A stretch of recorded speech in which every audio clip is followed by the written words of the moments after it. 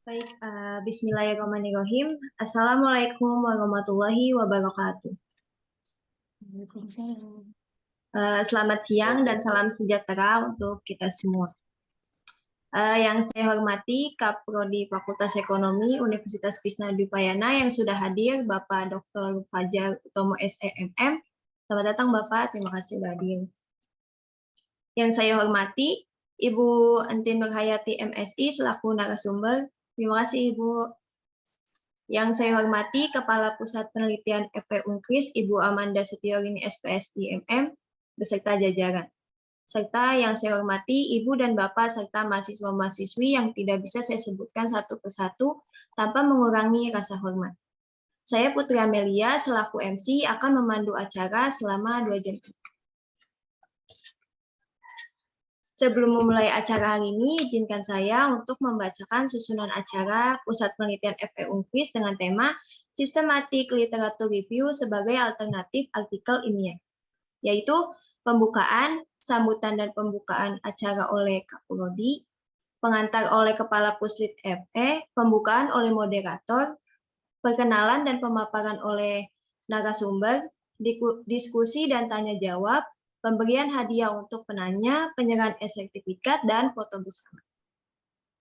Yang pertama sudah hadir Kaprodi Fakultas Ekonomi Universitas Krisnadipayana, Bapak Fajar Utomo SEMM,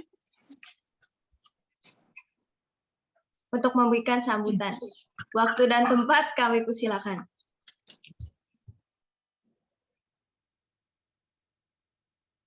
Pak Fajar. Mungkin lewat aja.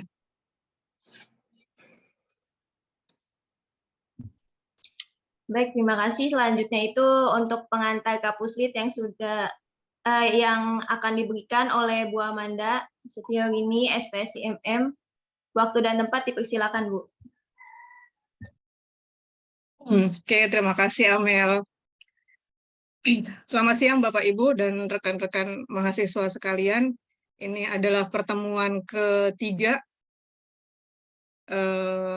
Kita sudah 3 kali nih ya. Yang kemarin tentang Sintaskor, kemudian analisis bibliometrik, dan ini yang ketiga adalah sistematik literatur review. Kami dari Puslit tidak bosan-bosan mengajak Bapak Ibu dosen untuk terus memperkaya wawasan dengan tema-tema baru. Jadi kalau Bapak Ibu dosen atau mahasiswa ada yang merasa perlu topik ini nih, silahkan feel free untuk ngomong ke kami. Kalau misalnya ada yang kami kenal atau bisa kita koneksikan, akan kita siapkan untuk seminar berikutnya. Jadi jangan ragu-ragu karena ini memang dari kita dan untuk kita juga. Dan besar harapan kami untuk yang selanjutnya, Bapak Ibu bisa mengajak mahasiswa supaya kita jadi lebih terbiasa untuk melakukan diskusi penelitian seminar seperti ini.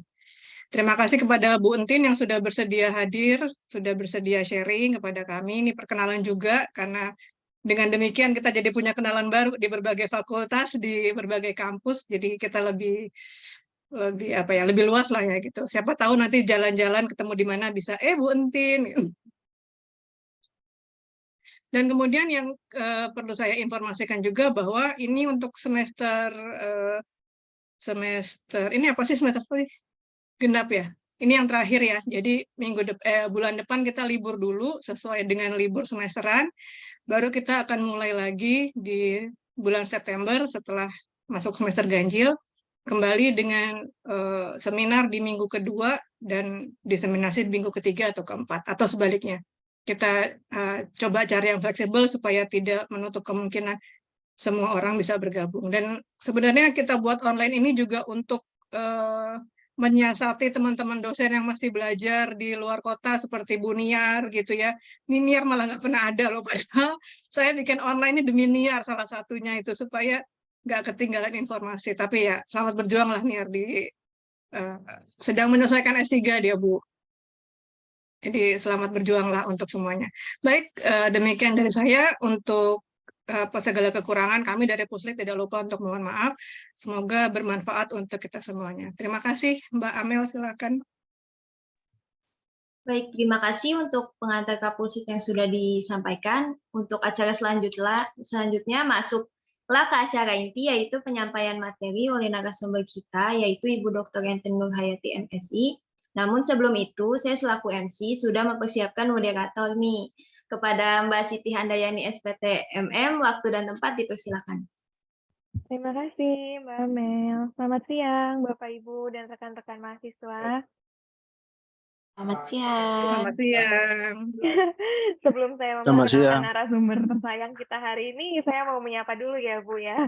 Selamat siang Bu Amanda sebagai Kapuslit FP Unkris dan juga Pak Muhammad Hari sebagai Sekretaris Puslit. Selamat siang.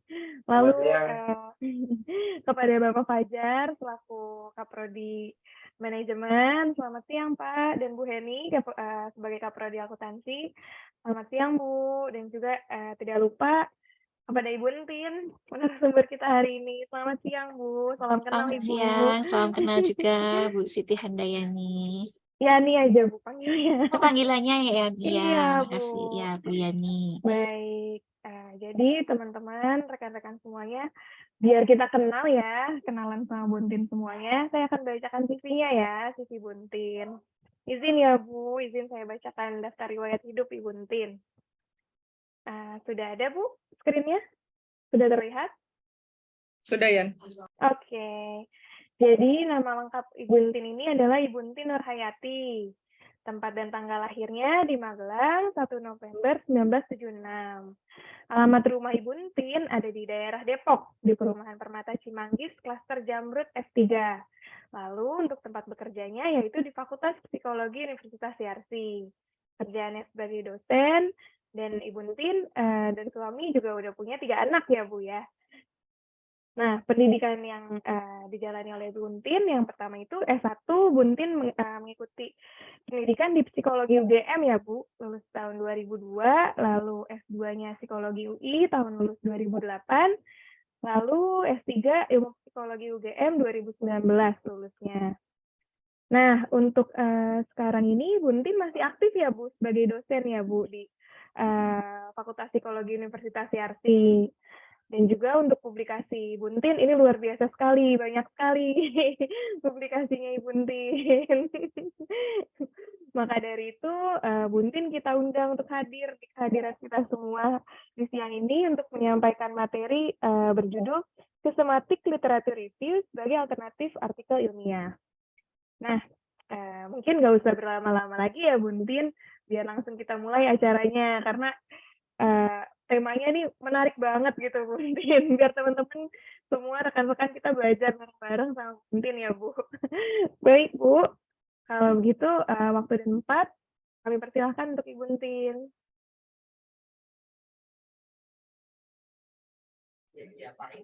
Ya, terima kasih kepada Mbak Yani atas kesempatan yang diberikan kepada saya. Terima kasih kepada Bu Amanda dan rekan-rekan di Fakultas Ekonomi Universitas Krishna Dwi-Payana yang sudah mempercayai saya untuk menyampaikan topik ini, Systematic Literature Review gitu ya. Sebenarnya terus terang aja saya grogi Bu Amanda. Kemarin Bu Amanda waktu tektokan sama saya, yang diundang pesertanya adalah adik-adik mahasiswa gitu ya. Ternyata di sini sudah banyak para pendekar-pendekar penelitian gitu ya dari Bapak Ibu dosen. Jadi mohon izin dan mohon maaf kepada Bapak Ibu dosen jika yang saya sampaikan nanti kurang memenuhi harapan Bapak Ibu.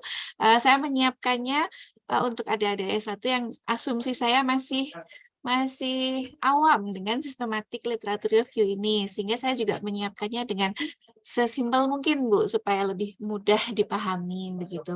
Jadi seandainya ada yang kurang atau apa, silahkan saja misalnya nanti di raise hand untuk nambahkan di bagian mana yang misalnya saya belum tuliskan di sini. Baik, sekali lagi terima kasih. Saya juga senang bisa berkenalan dengan rekan-rekan dosen dari Unkris ini. Yang pertama sebenarnya saya tidak begitu tadinya tidak begitu ngeh kalau yang mengundang adalah Fakultas Ekonomi, Ibu. Saya pikir Fakultas Psikologi juga gitu. Apalagi yang dikirimkan ke saya kopnya virtual background-nya juga ungu-ungu gitu ya. Ungu tuh warna psikologi, Bu. Fakultas Ekonomi. Baik, sebagai pembuka saya ingin menyampaikan systematic literature review ini memang sepertinya tidak begitu populer gitu ya di kalangan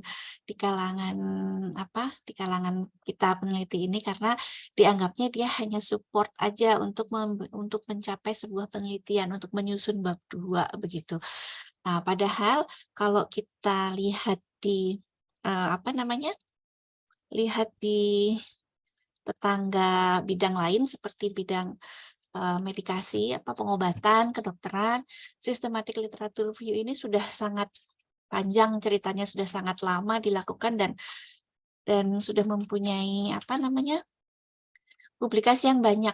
Dan systematic literature review itu menjadi penting di sana, apalagi untuk medikasi, karena mereka betul-betul membutuhkan hasil penelitian yang memang memberikan bukti-bukti empirik yang mantap gitu ya.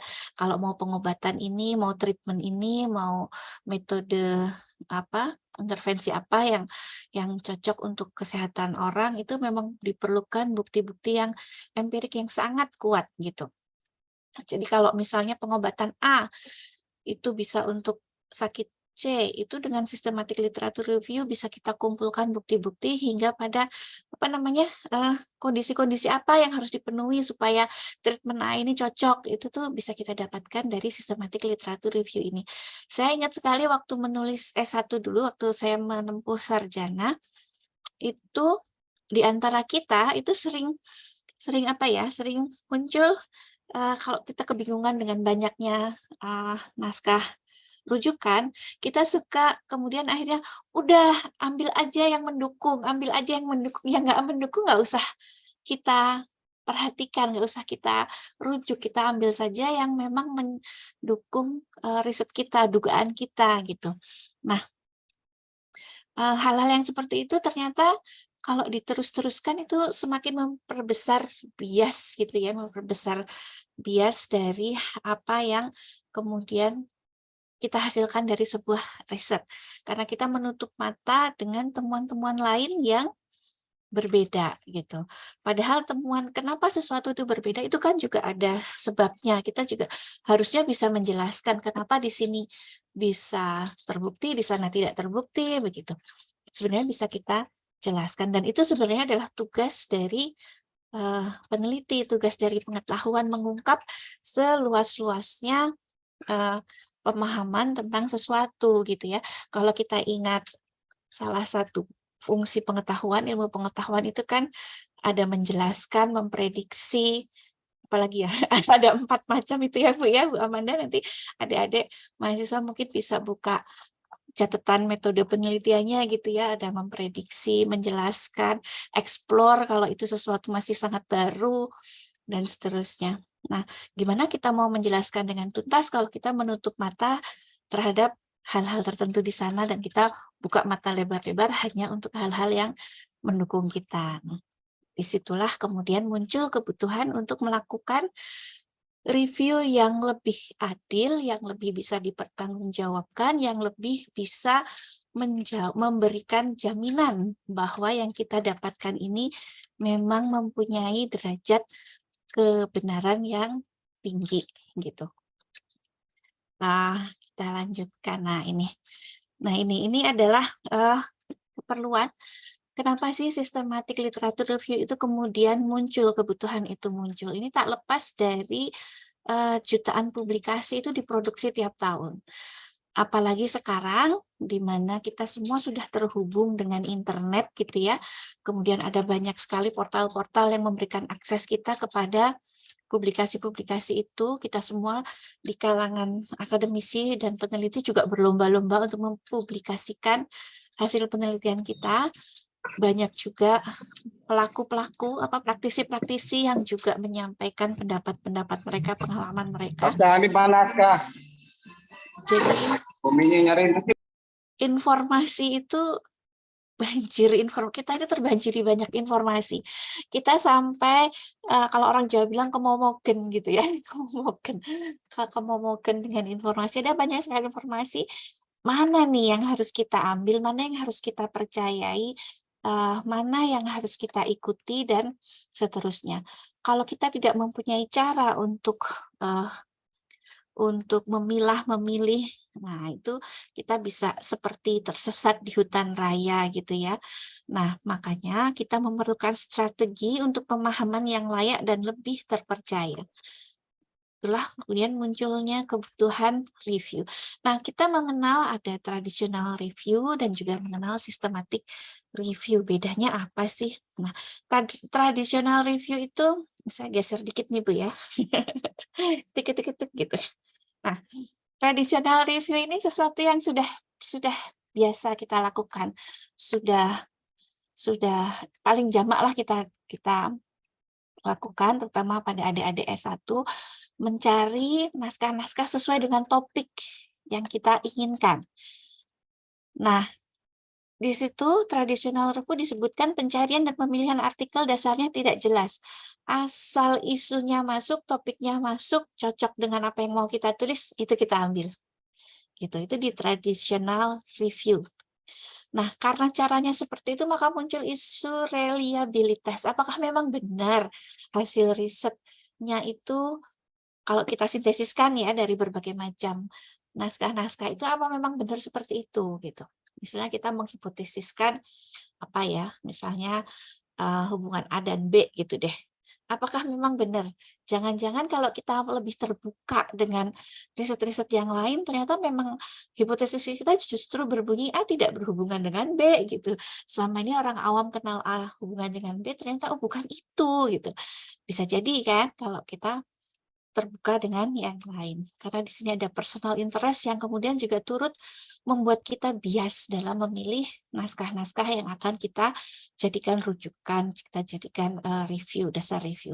Sementara kalau dalam systematic review, nah itu mencoba untuk menutupi itu, memperbaiki kelemahan itu.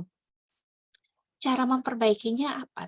Cara memperbaikinya itu sedari awal kita sudah menentukan tujuan. Tujuan kita melakukan review itu apa? Tujuan. Tujuan review itu apa? Itu kita bisa merenungkan beberapa hal. Ada beberapa hal yang perlu kita renungkan ketika kita mau merumuskan tujuan review ini. Misalnya apa? Misalnya review ini mau untuk apa? Untuk riset, untuk memberikan memberikan rekomendasi kepada pengambil kebijakan, atau untuk apa gitu ya, itu ada implikasi yang berbeda. Nah, kalau untuk riset pasti kita akan lebih komprehensif tuh melihat menentukan kriteria-kriteria naskahnya. Jadi dari metodenya, dari metode analisisnya, subjeknya, dan seterusnya itu kita akan lebih komprehensif. Kalau untuk kebijakan, untuk rekomendasi kebijakan, mungkin kita akan fokus ke hasil, atau kita straight banget, kita mau membicarakan soal apakah unsur X itu bisa dimasukkan ke pengobatan A gitu ya. Nah itu kita benar-benar fokus hanya ke topik-topik yang membicarakan unsur X dan pengobatan A gitu. Kemudian selain itu sejak awal sudah ditentukan tujuan review, dilakukan upaya sistematis dalam melakukan review itu sudah dimulai dari kapan? Sudah dimulai sejak kita mengumpulkan naskah. Naskah itu kita kumpulkannya dengan cara seperti apa? Dari mana sumber-sumbernya? Kemudian naskah-naskah itu kita seleksi dengan cara apa? Kemudian naskah seperti apa yang akan kita pakai itu sudah kita tentukan sedari awal. Apakah naskah-naskah yang punya pendekatan kuantitatif aja, kualitatif aja, atau naskah-naskah yang minimal subjeknya 200 atau minimal subjeknya 1000 aja dan seterusnya, itu sudah kita tentukan sedari awal. Nah, dengan upaya-upaya seperti itu diharapkan isu reliabilitas itu terjawab. Isu reliabilitas itu maksudnya apa? hasilnya bisa kita andalkan, hasil dari studi ini bisa kita andalkan gitu loh. Jadi kalau ada orang lain melakukan studi ini dengan cara yang sama, mengikuti step-step yang sama dalam mengumpulkan data, dan mengikuti step-step yang sama dalam cara reviewnya, analisisnya, itu akan menghasilkan hasil yang relatif sama. Gitu.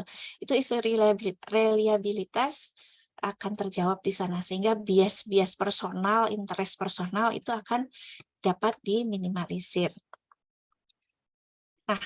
Nah, kemudian ini apa sih? Nah, ini sebenarnya yang coba untuk diminimalisir dalam systematic literature review, bahwa kita mencoba memaksimalkan tingkat bukti dari sebuah klaim gitu ya. Ketika kita melakukan sintesa, kemudian kita menyimpulkan bahwa A berkaitan dengan X, kita berusaha meningkatkan buktinya, bukti empiriknya kita maksimalkan, dan meminimalkan gray literatur.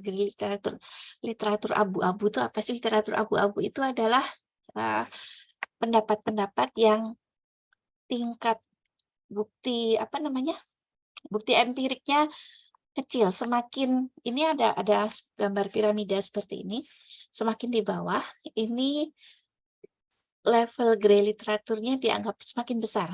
Jadi bukti empiriknya itu semakin sedikit. Kalau di dalam piramida ini, systematic review dan meta-analisis ini menempati level of evidence paling tinggi karena sudah diseleksi sedemikian rupa. Expert opinion atau pendapat expert itu mempunyai derajat evidence yang lebih rendah. Karena biasanya expert opinion itu kan dia sampaikan berdasarkan pengalaman-pengalaman dia selama ini gitu ya, pengalaman-pengalaman dia dengan risetnya sekalipun, tetapi pernyataan yang sekarang ini belum tentu disertai dengan evidence yang pasti. Ini bukan sesuatu yang salah, bukan, tetapi hanya tidak memberikan bukti empirik yang bisa dilihat gitu loh, bisa dievaluasi orang lain gitu. Nah, yang RCT ini apa? RCT ini randomized control trial. Kalau adik-adik pernah belajar metode eksperimen, dalam metode eksperimen itu kan selalu ada kelompok kontrol dan kelompok eksperimen. Kelompok eksperimen itu yang kita manipulasi, kelompok kontrol itu yang tidak kita apa-apakan. Kemudian keduanya sama-sama kita ukur dan kita bandingkan. Nah, randomized control trial ini artinya apa? Kedua kelompok ini sudah kita setarakan, kondisinya sudah sama, sudah kita tugaskan ke kelompok 1, kelompok 2 itu setara. Jadi hasilnya ketika hasil pengukurannya menunjukkan perbedaan, kita bisa yakin sekali bahwa perbedaan itu timbul karena intervensi kita. Itu yang RCT ini. Nah, RCT ini juga dikatakan mempunyai level evidence yang tinggi. Jadi semakin, pertanyaannya apakah ketika kita melakukan literatur review, kita harus menggunakan naskah-naskah yang menggunakan RCT aja? Enggak juga gitu. Kita bisa menggunakan pendekatan metodologinya mau pendekatan yang mana saja nggak apa-apa gitu. Tapi lagi-lagi itu tergantung dari tingkat kebutuhan kita. Kalau tingkat kebutuhan kita itu adalah untuk pengobatan, biasanya memang disyaratkan naskah-naskah yang akan direview itu adalah yang menggunakan metode RCT, karena itu kaitannya dengan keselamatan orang gitu ya, pengobatan. Kalau sampai meleset, sampai ada caution atau kondisi-kondisi tertentu yang tidak terjelaskan, nah itu bisa bahaya gitu. Kalau untuk pengobatan biasanya memang mereka strict banget, hanya minta yang RCT. Tapi kalau untuk ilmu-ilmu sosial itu masih lebih longgar, kita bisa menggunakan bahkan sampai ke expert opinion. Apalagi kalau kita ingin membandingkan mana sih yang saling mendukung, temuan mana yang saling mendukung atau saling bertolak belakang, dan kita ingin menjelaskan itu, nah itu bisa menjadi lebih agak longgar dalam syarat naskah mana yang akan kita ambil. Nah, ini tadi sudah kita sebutkan ya, gray literatur itu apa sih? Gray literatur itu termasuk di dalamnya adalah setiap naskah yang tidak dipublikasikan, yang tidak di-review oleh akademik peer. Jadi tidak di-review oleh sesama pelaku akademik, penelitian akademis gitu. Dan tersedia lewat database yang terindeks. Jadi seperti bahkan disertasi itu juga masuk dalam gray literatur karena dia tidak direview oleh peer review. Dia memang melalui proses ujian, tapi proses ujian itu kan lebih untuk menguji gitu ya, apakah disertasi itu sudah ditulis dengan memenuhi kualifikasi tertentu, tapi dia belum mendapatkan review dari peer. Makanya dia juga masuk dalam gray literatur. Nah, itu adalah gray literatur. Nah, untuk mendapatkannya bagaimana sih? Nah, kita bisa lewat mencari informasi, kemudian kita bisa juga menggunakan kontak institusi atau personal, bisa juga dengan menggunakan kita pakai search engine gitu ya. Kita pakai search engine itu ada banyak sekali informasi yang kita dapatkan, apalagi sekarang ya. Banyak sekali. Nah, ini sebenarnya adalah tantangan dalam melakukan pencarian yang representatif. Ketika kita katakanlah ingin start sebuah riset. Pengetahuan itu kalau teman-teman ingat, sifatnya kan saling melengkapi ya. Pengetahuan itu adalah kumpulan dari banyak penelitian yang kecil-kecil dari banyak orang gitu ya.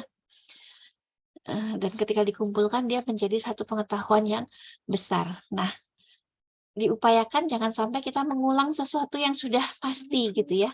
Makanya kemudian kita butuh untuk sampai di mana sih pengetahuan sekarang ini yang ada.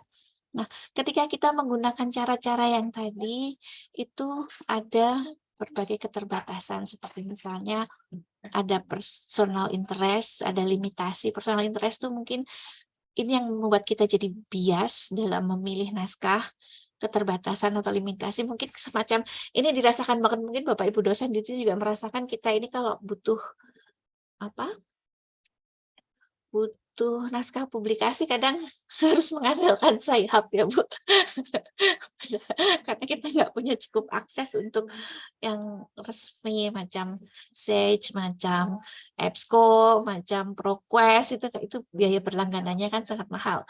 Meskipun sekarang alhamdulillah Perpusnas sudah menyediakan itu dan bisa kita akses, meskipun aksesnya tidak sebanyak yang kita harapkan gitu ya. Ini ada limitasi dari personal. Kemudian ada juga misalnya ketika kita mengandalkan informasi-informasi dari kontak kita di institusi-institusi, orang-orang di sana pun juga mengalami perubahan gitu ya. Sekarang masih menjabat di sana, punya hak memberikan data. Ketika kita mau riset di situ ternyata orangnya udah nggak ada gitu kan. Nah, itu juga akan membuat kita menjadi terbatas lagi, tidak bisa mendapatkan naskah atau sumber informasi yang representatif. Nah, kalau dengan web gimana? Kita cari search engine pakai internet. Nah, itu juga kita bakalan kemomogen gitu ya. Teman-teman akrab dengan Google kan? Masukkan saja kata kunci di situ. Ada informasi yang segambreng-gambreng banyak sekali gitu. Itu menjadi tantangan tersendiri. Nah, ini macam-macam gray literatur. Nah, kalau teman-teman buka web pun akan bisa mendapatkan macam-macam nih. Ada annual report, ada tesis, disertasi, ada proceeding, ada working paper, ada laporan evaluasi, ada fact and others. Apalagi teman-teman di ekonomi itu kalau nggak salah dia juga sering menganalisis ini ya Bu, menganalisis kayak misalnya tingkat pendapatan atau tingkat belanja dengan apa gitu ya. Itu kan didapatkannya dari yang begini-begini ya Bu ya.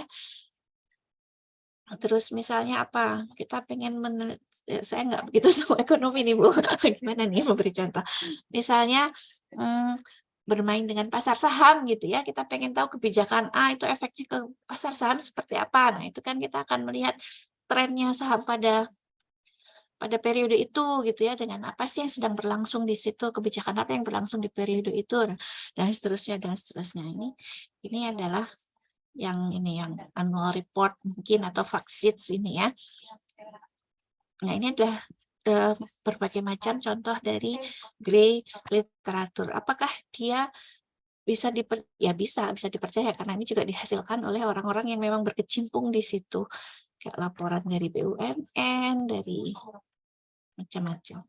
Nah, proceeding, yang menarik proceeding. Kenapa sih proceeding juga masuk grey literatur? Karena biasanya kalau proceeding itu proses reviewnya juga tidak ketat ya. Selama dia masuk topik ya udah masuk aja ke proceeding. Jadi di dalamnya itu tidak dievaluasi lagi, tidak dipertanyakan lagi. Beda kalau masuk ke jurnal, jurnal itu biasanya proses reviewnya jauh lebih ketat. Bisa 2-3 kali itu bolak-balik tektok antara reviewer dan penulis. Jadi apa yang kemudian dipublikasikan itu memang benar-benar sudah teruji oleh beberapa kepala gitu, beberapa kepala dari kalangan akademis, maka level grey literaturnya semakin mengecil, semakin bisa dipercaya. Nah, ini adalah tujuan dari systematic literature review. Saya geser lagi. Nah, systematic literature review itu dilakukan terhadap penelitian-penelitian bermutu yang relevan. Kemudian review ini diarahkan dengan pertanyaan penelitian dalam mengidentifikasi, menilai, dan menyeleksi dan mensintesis dari data-data yang diperoleh dari naskah-naskah. Tujuannya apa? Untuk meminimalkan ketidakpastian dengan metodologi yang komprehensif, transparan, eksplisit, minimum bias, dan dapat diproduksi kembali. Ini kan sebenarnya kalau dirutut ke belakang, ya akarnya tetap ke prinsip-prinsip ilmiah ya, prinsip-prinsip ilmiah, bahwa prinsip-prinsip ilmiah itu dari langkah-langkahnya pun sudah jelas, langkah-langkah yang dilakukan reasonable, ada justifikasinya, dan bisa dinilai oleh orang lain langkahnya benar apa enggak, dan langkahnya juga bisa dilakukan dengan cara yang persis sama oleh orang lain, sehingga bisa dibenarkan atau disalahkan. Nah, itu kan prinsip ilmiah sebenarnya. Nah, bagaimana hal ini dilakukan untuk menjaga komprehensivitas, transparan, minimum bias? Nah, itu secara teknisnya seperti apa nanti kita akan pelajari. Nah, ini systematic review itu untuk apa sih? Untuk mendapatkan support evidence-based practice, untuk riset, untuk inform clinical policy, untuk publikasi, kemudian untuk personal professional development. Nah, 4-5 hal inilah yang nantinya akan menentukan metode kita itu mau seperti apa. Langkah-langkah kita mengumpulkan naskah, bagaimana? Kriteria naskah yang kita kumpulkan seperti apa? Ini sebenarnya tergantung dari ini.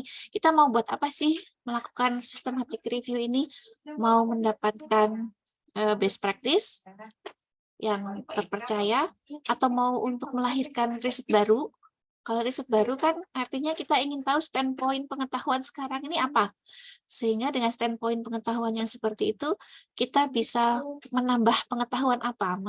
Atau kalau ada gap dari yang sebelum-sebelumnya diketahui, kita mengusulkan apa untuk menjelaskan gap itu, dan seterusnya. Atau untuk inform clinical policy, yang tadi saya ceritakan, apakah sudah saatnya nih pemerintah menggratiskan menggratiskan imunisasi X misalnya, imunisasi apa ya?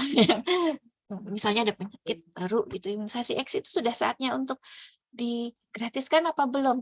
Digratiskan itu kan tidak serta-merta digratiskan gitu ya. Digratiskan itu adalah ketika misalnya memang penyakit itu meluas, kemudian sangat mempengaruhi kualitas hidup orang gitu ya. Mungkin nggak meluas, tapi orang yang terkena itu benar-benar sangat menderita dan membebani orang sekitar. Makanya okelah digratiskan gitu. Nah, ini juga bisa kita untuk memberikan argumentasinya dengan menggunakan systematic review. Kemudian untuk publikasi. Nah, untuk publikasi juga ini yang sepertinya yang dimaksudkan oleh tema seminar kita hari ini. Bahwa systematic review itu kita lakukan untuk melakukan publikasi. Kita ingin mengumumkan saat ini pengetahuan tentang ini ada di mana gitu. Dan bisa dimanfaatkan oleh orang lain untuk melakukan riset lanjutan sebenarnya ketika kita membuat publikasi berdasarkan systematic review. Nah, Bapak Ibu yang sudah melakukan disertasi, sudah S3, pasti akan sangat tertolong nih dengan naskah-naskah publikasi yang didapatkan dari systematic review. Jadi tidak perlu melakukan sendiri, karena butuh waktu, memang butuh waktu dan tenaga dan ketelitian gitu ya untuk melakukan systematic review ini. Dia menjadi sebuah proses penelitian tersendiri gitu ya. Tenaga, waktu, biaya itu imbang gitu antara kita nanti risetnya dan systematic review-nya. Jadi kalau sudah ada systematic review-nya itu sangat membantu untuk para peneliti. Jadi mungkin adik-adik akan bagus kalau bisa mengisi di sini, di publikasi, karena di ranah sosial belum banyak, baru akhir-akhir ini aja di ranah sosial termasuk ekonomi mulai marak melirik systematic review ini sebagai sebuah riset atau untuk publikasi. Kemudian systematic review juga bisa untuk personal professional development. Nah, ini misalnya trennya sedang apa nih? Trennya untuk riset, topik ini sudah sampai mana? Nah, saya bisa mengupgrade diri untuk kemana gitu. Entah itu dalam metodologinya, alat analisisnya, dan seterusnya. Nah, bagaimana kita melakukan systematic review? Nah, secara garis besar itu 4 aja nih. 4 hal yang dilakukan dalam melakukan systematic review. Yang pertama, ini basic, penting adalah memformulasikan pertanyaan yang jelas tentang apa yang ingin kita ketahui. Kita butuh tahu soal apa sih gitu. Kalau di ekonomi apa ya? Saya nggak punya contoh, mungkin nanti pas diskusi ada yang mau share tentang contohnya apa. Kalau di psikologi misalnya nih, kita pengen tahu apakah yang kemarin ini ada kebutuhan baru ya tentang mendapatkan data supaya kita tidak banyak berinteraksi dengan orang, kita mengambil data dengan online gitu ya, dengan Gform lah apalah gitu, platform-platform yang ada secara online. Sebelumnya kan nggak ada tuh. Sebelumnya kita kalau data di psikologi kan masih mengandalkan data primer, ya kita ketemu tatap muka orang per orang gitu ya. Nah, terus kemudian sekarang karena ada kebutuhan, kemarin kita terbatasi ketemu orang, maraklah kemudian platform-platform yang memungkinkan kita mengumpulkan data secara online. Nah, kita pengen tahu apakah data yang dikumpulkan secara online ini valid apa enggak. Nah, itu kita juga bisa melakukan dengan ini, kita kumpulkan riset-riset yang menggunakan pengumpulan data secara online, kita evaluasi kualitas datanya seperti apa, dan seterusnya. Itu bisa kita lakukan dengan systematic review. Kalau tujuannya adalah untuk mengetahui apakah metode pengumpulan data ini oke apa enggak. Bisa juga misalnya tujuan kita ingin tahu apakah memang variabel A berkaitan dengan variabel B gitu. Kita kumpulkan semua riset yang berkaitan yang dengan topik itu begitu. Baik yang ketemunya signifikan, tidak signifikan, positif relasinya atau negatif, semua kita kumpulkan. Nah, kemudian langkah yang kedua, mencari literatur yang relevan. Kita cari literatur yang relevan dengan topik kita. Kalau topiknya tentang metodologi, ya kita titik poinnya ke metodologi. Kalau tujuan kita mengevaluasi metodologi. Kalau kita memang ingin mengetahui tentang topik tertentu, ya berarti topiknya. Kayak tadi kita kalau tentang variabel A, ya tentang variabel A yang kita kumpulkan. Dan seterusnya. Kemudian secara kritis kita menilai bukti-bukti yang disajikan dari riset tersebut. Validitasnya dan kesahihannya. Nah, setelah kita kumpulkan, kita sintesiskan bukti-bukti tersebut. Bukti-bukti tersebut kita banding-bandingkan, kita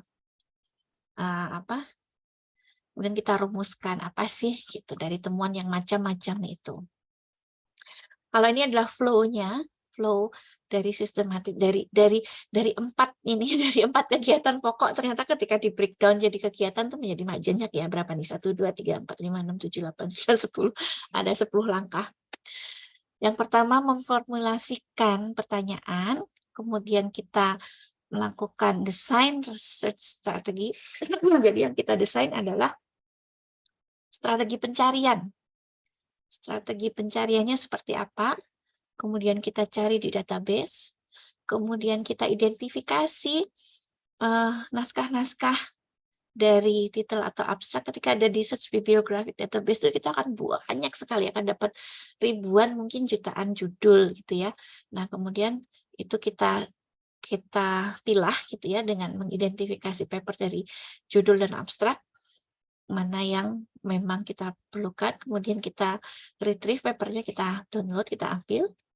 Kemudian naskah-naskah itu diseleksi lagi, kita ekstrak datanya dengan apa? Dengan quality appraisal. Jadi metodenya akurat enggak, layak tidak gitu kan. Kan tidak semua naskah yang dipublikasikan itu bagus ya, Bapak Ibu. Kalau Bapak Ibu buka Garuda aja deh, itu dari jurnal-jurnal yang ada banyak juga yang kita merasa aneh loh, kok metodenya begini loh, kok subjeknya cuma segini gitu ya, padahal target populasinya itu ada banyak, tapi kenapa cuma pakai sampel segini, pengambilan samplingnya kok nggak akurat, dan seterusnya, dan seterusnya. Itu kita nilai dulu kualitasnya, kita pilih yang memang sesuai dengan yang kita mau, target kita. Jadi kualitas dari naskah pun kita yang tentukan, dan sudah di step di awal, di desain strategi. Kita sudah nyatakan di awal bahwa yang bisa dilibatkan dalam studi ini minimal kualifikasinya begini, begini, begini. Gitu. Di luar itu enggak kita libatkan. Enggak ada lagi kata, sayang ini kan juga juga susah dapetnya, sayang kita ikutkan aja. Enggak. Harus kita straight. Justru disitulah kekuatan systematic review itu. Dari awal kita sudah state mana yang mau kita studi, mana yang mau kita telaah selanjutnya. Nah, kalau kita sudah mendapatkan naskah-naskah yang tersaring, kita lihat hasilnya, kita lihat apa yang mau kita lihat. Nah, kalau mau metode ya metode, kalau hasil ya hasil gitu ya. Kita sintesiskan. Nah, dari situ kemudian kita formulasikan penelitiannya. Dari situ kita mau meneliti apa, atau dari situ kita mau, hasilnya kayak gini loh. Kesimpulannya seperti ini loh, mau kita publikasikan atau mau kita berikan rekomendasi kebijakan ke pemerintah misalnya. Nih, secara garis besar seperti ini. Nah, ini adalah karakter utama. Saya geser lagi. Nah, biar tidak mengganggu tulisannya Bapak Ibu. Nah, karakteristik. Nah, kalau tadi adalah flow-nya, kita lihat ada karakteristik utama systematic review. Yang pertama, terdapat pernyataan yang jelas, judul dan tujuan itu ada. Kemudian strategi pencarian studi yang relevan dan komprehensif itu juga di-state di awal, jelas disebutkan strateginya seperti apa, dan itu menyeluruh. Maksudnya kita menjelaskan naskah pendekatannya apa, jumlah minimumnya apa, kemudian didapat dari mana, bahkan dari manapun kita sebutkan, apakah kita cuma mau pakai EBSCO aja, atau kita mau pakai EBSCO, ProQuest, dan apa, itu kita state dari awal. Kemudian terdapat penyebutan secara eksplisit dan kriteria yang terjustifikasi mengenai studi yang diinklusi atau dieksklusi, yang tadi saya cerita. Kita harus dari awal sudah menuliskan naskah yang mau kita libatkan dalam studi kita itu punya kriteria apa saja. Misalnya harus yang kualitatif atau kuantitatif aja. Kuantitatifnya maunya yang eksperimen aja, dan seterusnya. Dan itu dari awal sudah disebutkan. Subjeknya minimal, kalau eksperimen minimal 30 gitu, dan seterusnya. Itu sudah disebutkan dari awal. Kurang dari itu enggak gitu, dieksklusi dari studi review ini gitu. Kemudian karakteristik selanjutnya, terdapat pernyataan yang jelas, karakteristik dan analisis kualitas metodologi studi yang dilibatkan. Jadi dari awal kita juga sudah sebutkan ini, naskah-naskah itu kan menjadi data ya. Data ini mau kita apakan? Mau kita analisis dengan cara seperti apa? Kita mau dengan pendekatan kuantitatifkah, atau mau dengan pendekatan kualitatifkah gitu. Itu harus sudah kita state dari awal. Kemudian juga terdapat penyajian secara menyeluruh daftar dari semua studi yang dieksklusi dan disertai justifikasi eksklusinya. Misalnya nih, kita sudah tentukan kriteria-kriterianya, sudah kita tentukan kata kuncinya, kita ketemu 3.000 naskah gitu ya. Kemudian kita pilah-pilah, kemudian ada yang tidak kita libatkan nih, nggak jadi ini, nggak jadi dipakai, ini nggak di. Nah, yang tidak dipakai itu harus disebutkan. Harus kita list. Oh, ada naskah ini, judulnya ini, didapat dari mana, itu tidak kita libatkan karena apa? Itu juga harus dijelaskan. Oh, subjeknya kurang. Oh, alat ukur yang dipakai meragukan, atau apa, dan seterusnya gitu. Itu harus dijelaskan kenapa dieksklusi. Kemudian, selanjutnya, karakter utama yang ada, terdapat analisis yang jelas pada hasil dari studi yang dilibatkan. Nah, apakah tadi yang saya sebutkan menggunakan sintesis statistik? Biasanya kita kenal meta-analisis. Nah, ini ada bukunya sendiri lagi nih, Bu. Kalau mau meta-analisis, kita bisa melakukan apa saja, gitu ya. Yang paling umum dilakukan itu kita memperkirakan sebenarnya dari sekian banyak studi yang menghasilkan nilai relasi sekian, itu sebenarnya berapa sih, gitu kan. Nah, itu terus tingkat kesalahannya seberapa sih, gitu kan. Biasanya itu yang banyak dilakukan, tapi sebenarnya ada banyak juga teknik statistik yang bisa diterapkan di sana. Dan kemudian sintesis kualitatif. Kalau sintesis kualitatif itu kita bisa mencari mana kita memilah, memasang-masangkan mana yang sama, membanding-bandingkan. Kalau berbeda itu berbedanya kenapa bisa muncul perbedaan, apakah dari subjeknya, apakah dari metodologinya, kok temuannya bisa beda, sama-sama meneliti A dan B, kenapa yang di sana begini, kenapa di sana begitu, atau mungkin konteksnya berbeda dan seterusnya. Itu kita bisa, itu sintesis kualitatif. Nah, kemudian ciri selanjutnya adalah struktur laporan dari studi review ini menyatakan dengan jelas tujuan, metode, dan materi, serta pelaporan hasil. Yang istimewa itu sebenarnya di materi itu tadi. Kita harus memberikan, kita dapat berapa naskah, berapa yang kita eksklusi, kenapa kita eksklusi, berapa yang kita inklusi, kemudian apakah kita melakukan penambahan gitu ya. Ini dimungkinkan kalau misalnya di tengah kok dari 3.000 naskah kita cuma dapat 10 gitu, itu kan masih sedikit sekali. Di tengah kita boleh menambahkan sumber-sumber yang lain kalau memang memungkinkan, kita punya akses gitu. Nah ini sebenarnya sudah tadi ya, sudah sebenarnya sama aja. Untuk menjadi penulis review yang baik, sistematik yang baik, itu selalu dimulai dengan merumuskan pertanyaan penelitian, melakukan pencarian literatur dengan cara apa? Dengan cara tertib, dengan disiplin, dengan apa yang sudah kita tentukan di awal, yang sudah disepakati bersama antar peneliti. Karena biasanya review sistematik itu tidak dilakukan sendiri, biasanya bersama tim. Kemudian perbaiki perhalus pencarian dengan menerapkan kriteria inklusi dan eksklusi, ekstraksi data, kemudian disintesiskan, diinterpretasikan, dan laporkan data. Ini secara garis besar bisa diringkas seperti ini. Sebenarnya di systematic literature review juga ada hipotesis, ya iya gitu, ada hipotesis. Kemudian hipotesisnya kan berasal dari pertanyaan penelitian juga. Nah, fokus pertanyaannya itu ada populasi apa yang diminati, apa intervensi yang ada, jika itu risetnya tentang intervensi, hasil apa yang ingin dilihat, dan desain studi apa yang tepat. Ini pertanyaan-pertanyaan bisa kita pakai untuk membantu kita menentukan kriteria inklusi dan eksklusinya.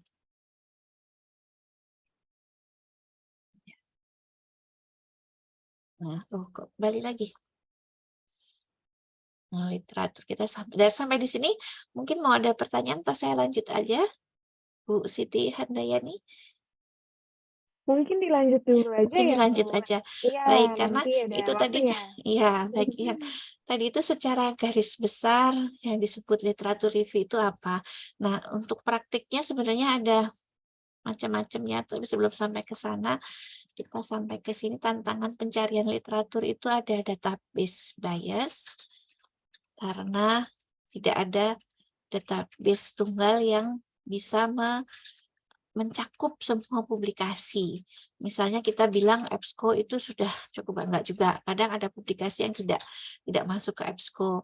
Jadi sebaiknya kita menggunakan beberapa sumber gitu ya, mau EBSCO, ProQuest, atau yang manalah yang kita ada, sebaiknya tidak tunggal. Nah, tapi itu juga akan menambah kerepotan sebenarnya karena kita juga harus mendeteksi mana yang sama gitu ya. Yang sama nggak boleh dihitung 2 kali gitu. Kalau yang samanya dihitung sekali aja gitu. Itu menambah kerjaan juga sebenarnya. Tapi itu untuk mendapatkan naskah-naskah yang tidak masuk hanya dalam satu lokasi gitu ya. Kemudian publikasi bias. Nah, ini juga publikasi bias.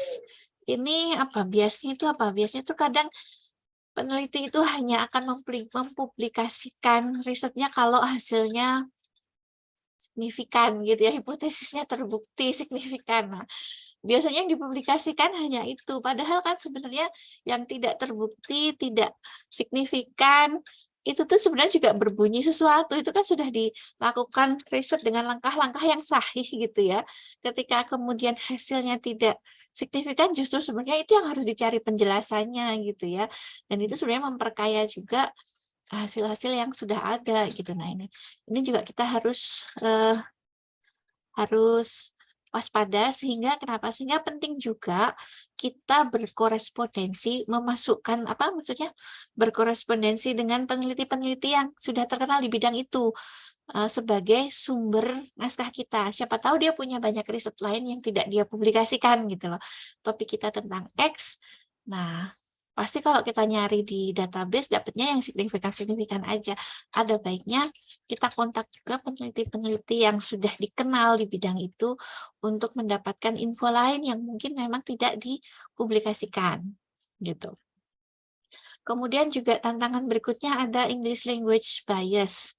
Nah, itu karena ada kecenderungan juga reviewer itu akan mengeksklud paper-paper yang dipublikasikan di luar bahasa Inggris. Ya bisa jadi karena memang keterbatasan bahasa juga ya. Waktu saya S3 kemarin, saya mendapatkan ada naskah yang bagus sekali gitu ya, tapi ternyata sayangnya menurut saya itu sangat sangat bagus karena sama-sama dilakukan di negara dengan latar belakang muslim gitu ya. Konteksnya sama dengan Indonesia gitu. Saya ingin membaca itu, ingin melibatkan itu dalam review saya, tapi ternyata bahasanya bahasa apa ya? Tulisannya Arab, tapi dia bukan bahasa Arab. Karena saya mengira itu tulisan Arab, saya minta bantuan teman yang saya tahu dia bisa bahasa, dia bilang, ini bukan bahasa Arab, saya nggak ngerti lah, selesai sudah gitu ya. Ada bias English language bias, kita cenderung hanya akan mengambil yang berbahasa Inggris saja. Tapi ya gimana lagi, itu susah untuk kita kendalikan ya. Kemudian citation bias, ini juga studi-studi yang kita review itu kadang juga hanya mensitasi hasil-hasil yang mendukung dari apa yang topik yang dia usung gitu ya. Ini juga harus kita waspadai. Ini juga menjadi tantangan. Nah, kualitas penilaian maksudnya apa nih? Kita kan harus menilai naskah-naskah itu ya. Nah, itu akan tergantung pada apa. Nah, itu ada itu tadi metode saintifik bagaimana mendapatkan studi-studi yang akan dilanjut, yang tadi itu kita menerapkan kriteria, kita menerapkan sumber mana yang mau kita pakai, kita bagaimana menjaga bias kita sendiri dan seterusnya. Nah, ini menjadi berpengaruh besar pada kualitas penelitian kita. Kemudian diyakini yang RCT itu menjadi kalau kita pakai naskah-naskah yang RCT semua, itu grade literaturnya akan semakin minimal gitu. Meskipun sebenarnya kita sah-sah saja pakai sumber-sumber yang menggunakan metode yang lain. Tapi kalau kita ingin maksimal meminimalkan grade literatur, ya pakailah RCT. Kemudian Nah, ini tadi yang saya bilang yang tadi di atas itu kan pengetahuan umum tentang bagaimana melakukan systematic review. Nah, tapi secara secara teknis itu sebenarnya berkembang beberapa cara gitu ya. Ini salah satu yang saya kenal dengan menggunakan matriks, metode matrik.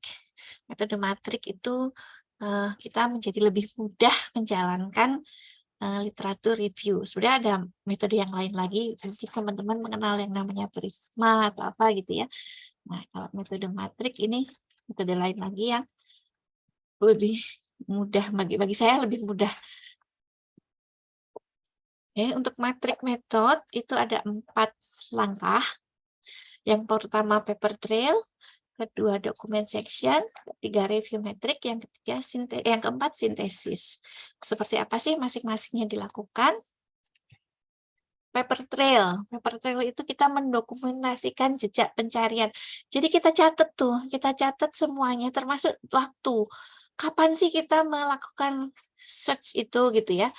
Melakukan pencarian naskah-naskah itu, karena kita nggak bisa sekali duduk nih mengevaluasi semua yang kita cari, kecuali komputer kita top banget gitu ya, nggak usah kita mati-matiin gitu ya.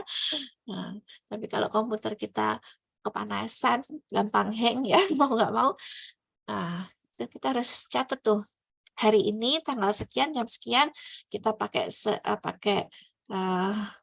search engine apa, kata kunci yang kita pakai apa, bohleannya apa, dan seterusnya kita catat.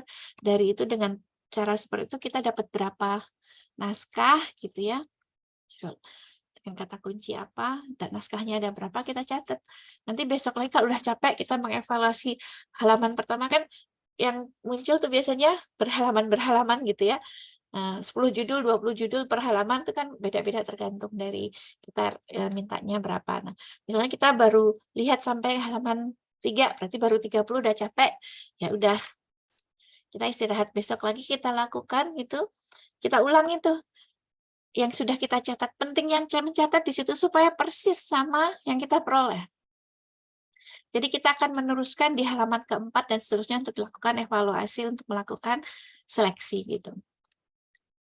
Jadi harusnya sama persis ketika kita melakukan dengan cara yang sama, termasuk time waktunya yang kita masukkan, range waktu naskah yang kita mau lihat sama, itu harusnya jumlah naskah yang kita peroleh juga sama dari kemarin gitu.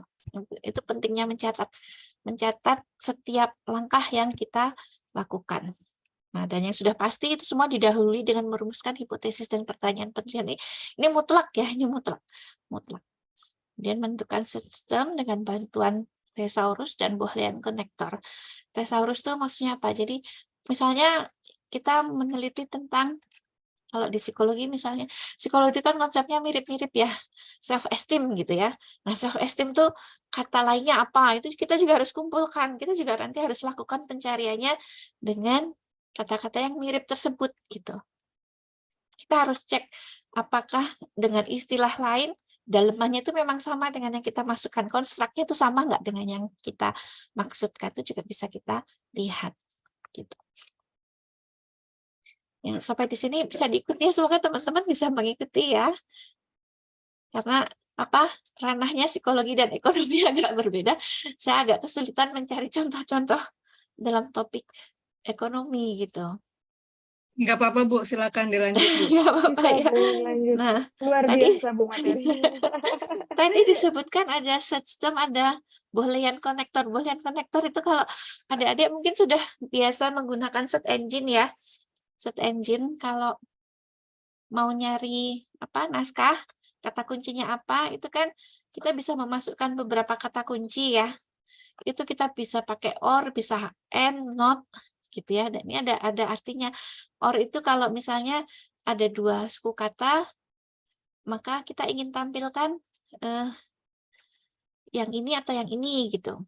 Kalau kata itu ada di naskah itu, maka dua-duanya akan muncul atau bagaimana gitu. Atau kalau N 2 kata itu harus hadir bersamaan gitu. Misalnya self-esteem dan self-esteem dan self-reliance itu harus muncul bareng gitu. Kita pakai N. Kalau OR self esteem saja atau self reliance aja ada, itu muncul dalam pencarian kita. Kalau not itu berarti tidak.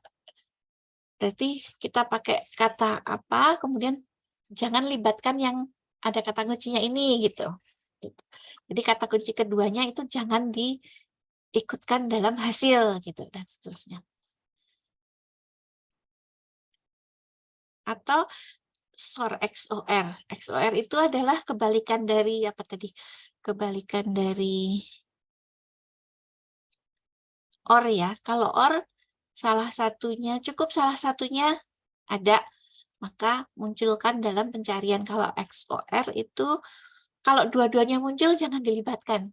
Kalau dua-duanya muncul jangan dimasukkan dalam pencarian gitu. Nah, ini banyak macam nih, ada same, with, near, adjective, nesting. Nanti bisa dipelajari adik-adik sendiri ya. Ini materinya sudah saya sampaikan ke Bu Amanda, bisa di-share ke adik-adik semua. Nah, ketika mencari, ketika di tahap ini, tahap apa tadi? Tahap paper trail, yang kita lakukan itu sebenarnya 3 hal.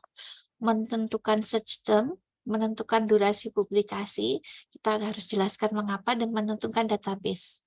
Nah, ini semua tentunya di breakdown dari tujuan dan tujuan penelitian kita apa. Nah, dari tujuan itu kita tentukan search term-nya, durasi, kita mau menelusuri hasil penelitian ini sampai kapan? Atau pada periode mana gitu. Kalau dalam ekonomi mungkin periode ini sangat relevan ya, misalnya kalau ekonomi makro gitu ya, ada kebijakan apa dari pemerintah, itu sangat relevan karena kebijakannya berubah-ubah. Jadi durasinya mau kapan? Mau 20 tahun terakhir, 30 tahun terakhir, atau hanya tahun 80-an, 90-an, dan seterusnya. Itu durasinya kapan. Kemudian menentukan database. Database-nya mau apa? Mau EBSCO, ProQuest, SAGE, apa gitu. Terus kemudian mungkin juga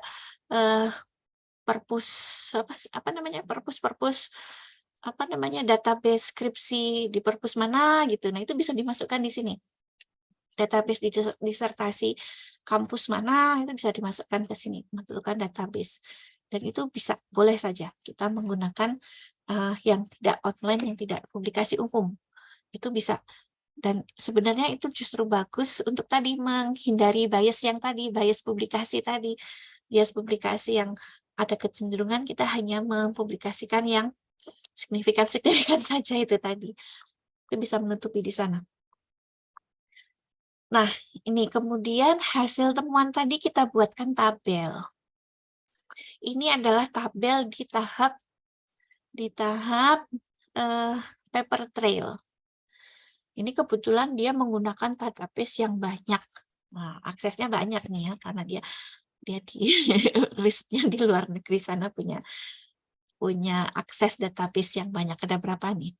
Database 1, 2, 3. Ada sekian banyak database, masing-masing menggunakan keyword apa, kemudian dapat berapa, dapat naskah berapa banyak, number of hits, dapat naskah berapa banyak, kemudian dari sekian banyak yang didapat itu berapa banyak yang bisa kita gunakan. Nah, ini kita bisa lihat, bahkan ada nih, dapat 26 dari National Library of Medicine, dapat 26 ternyata tidak ada yang bisa dipakai gitu.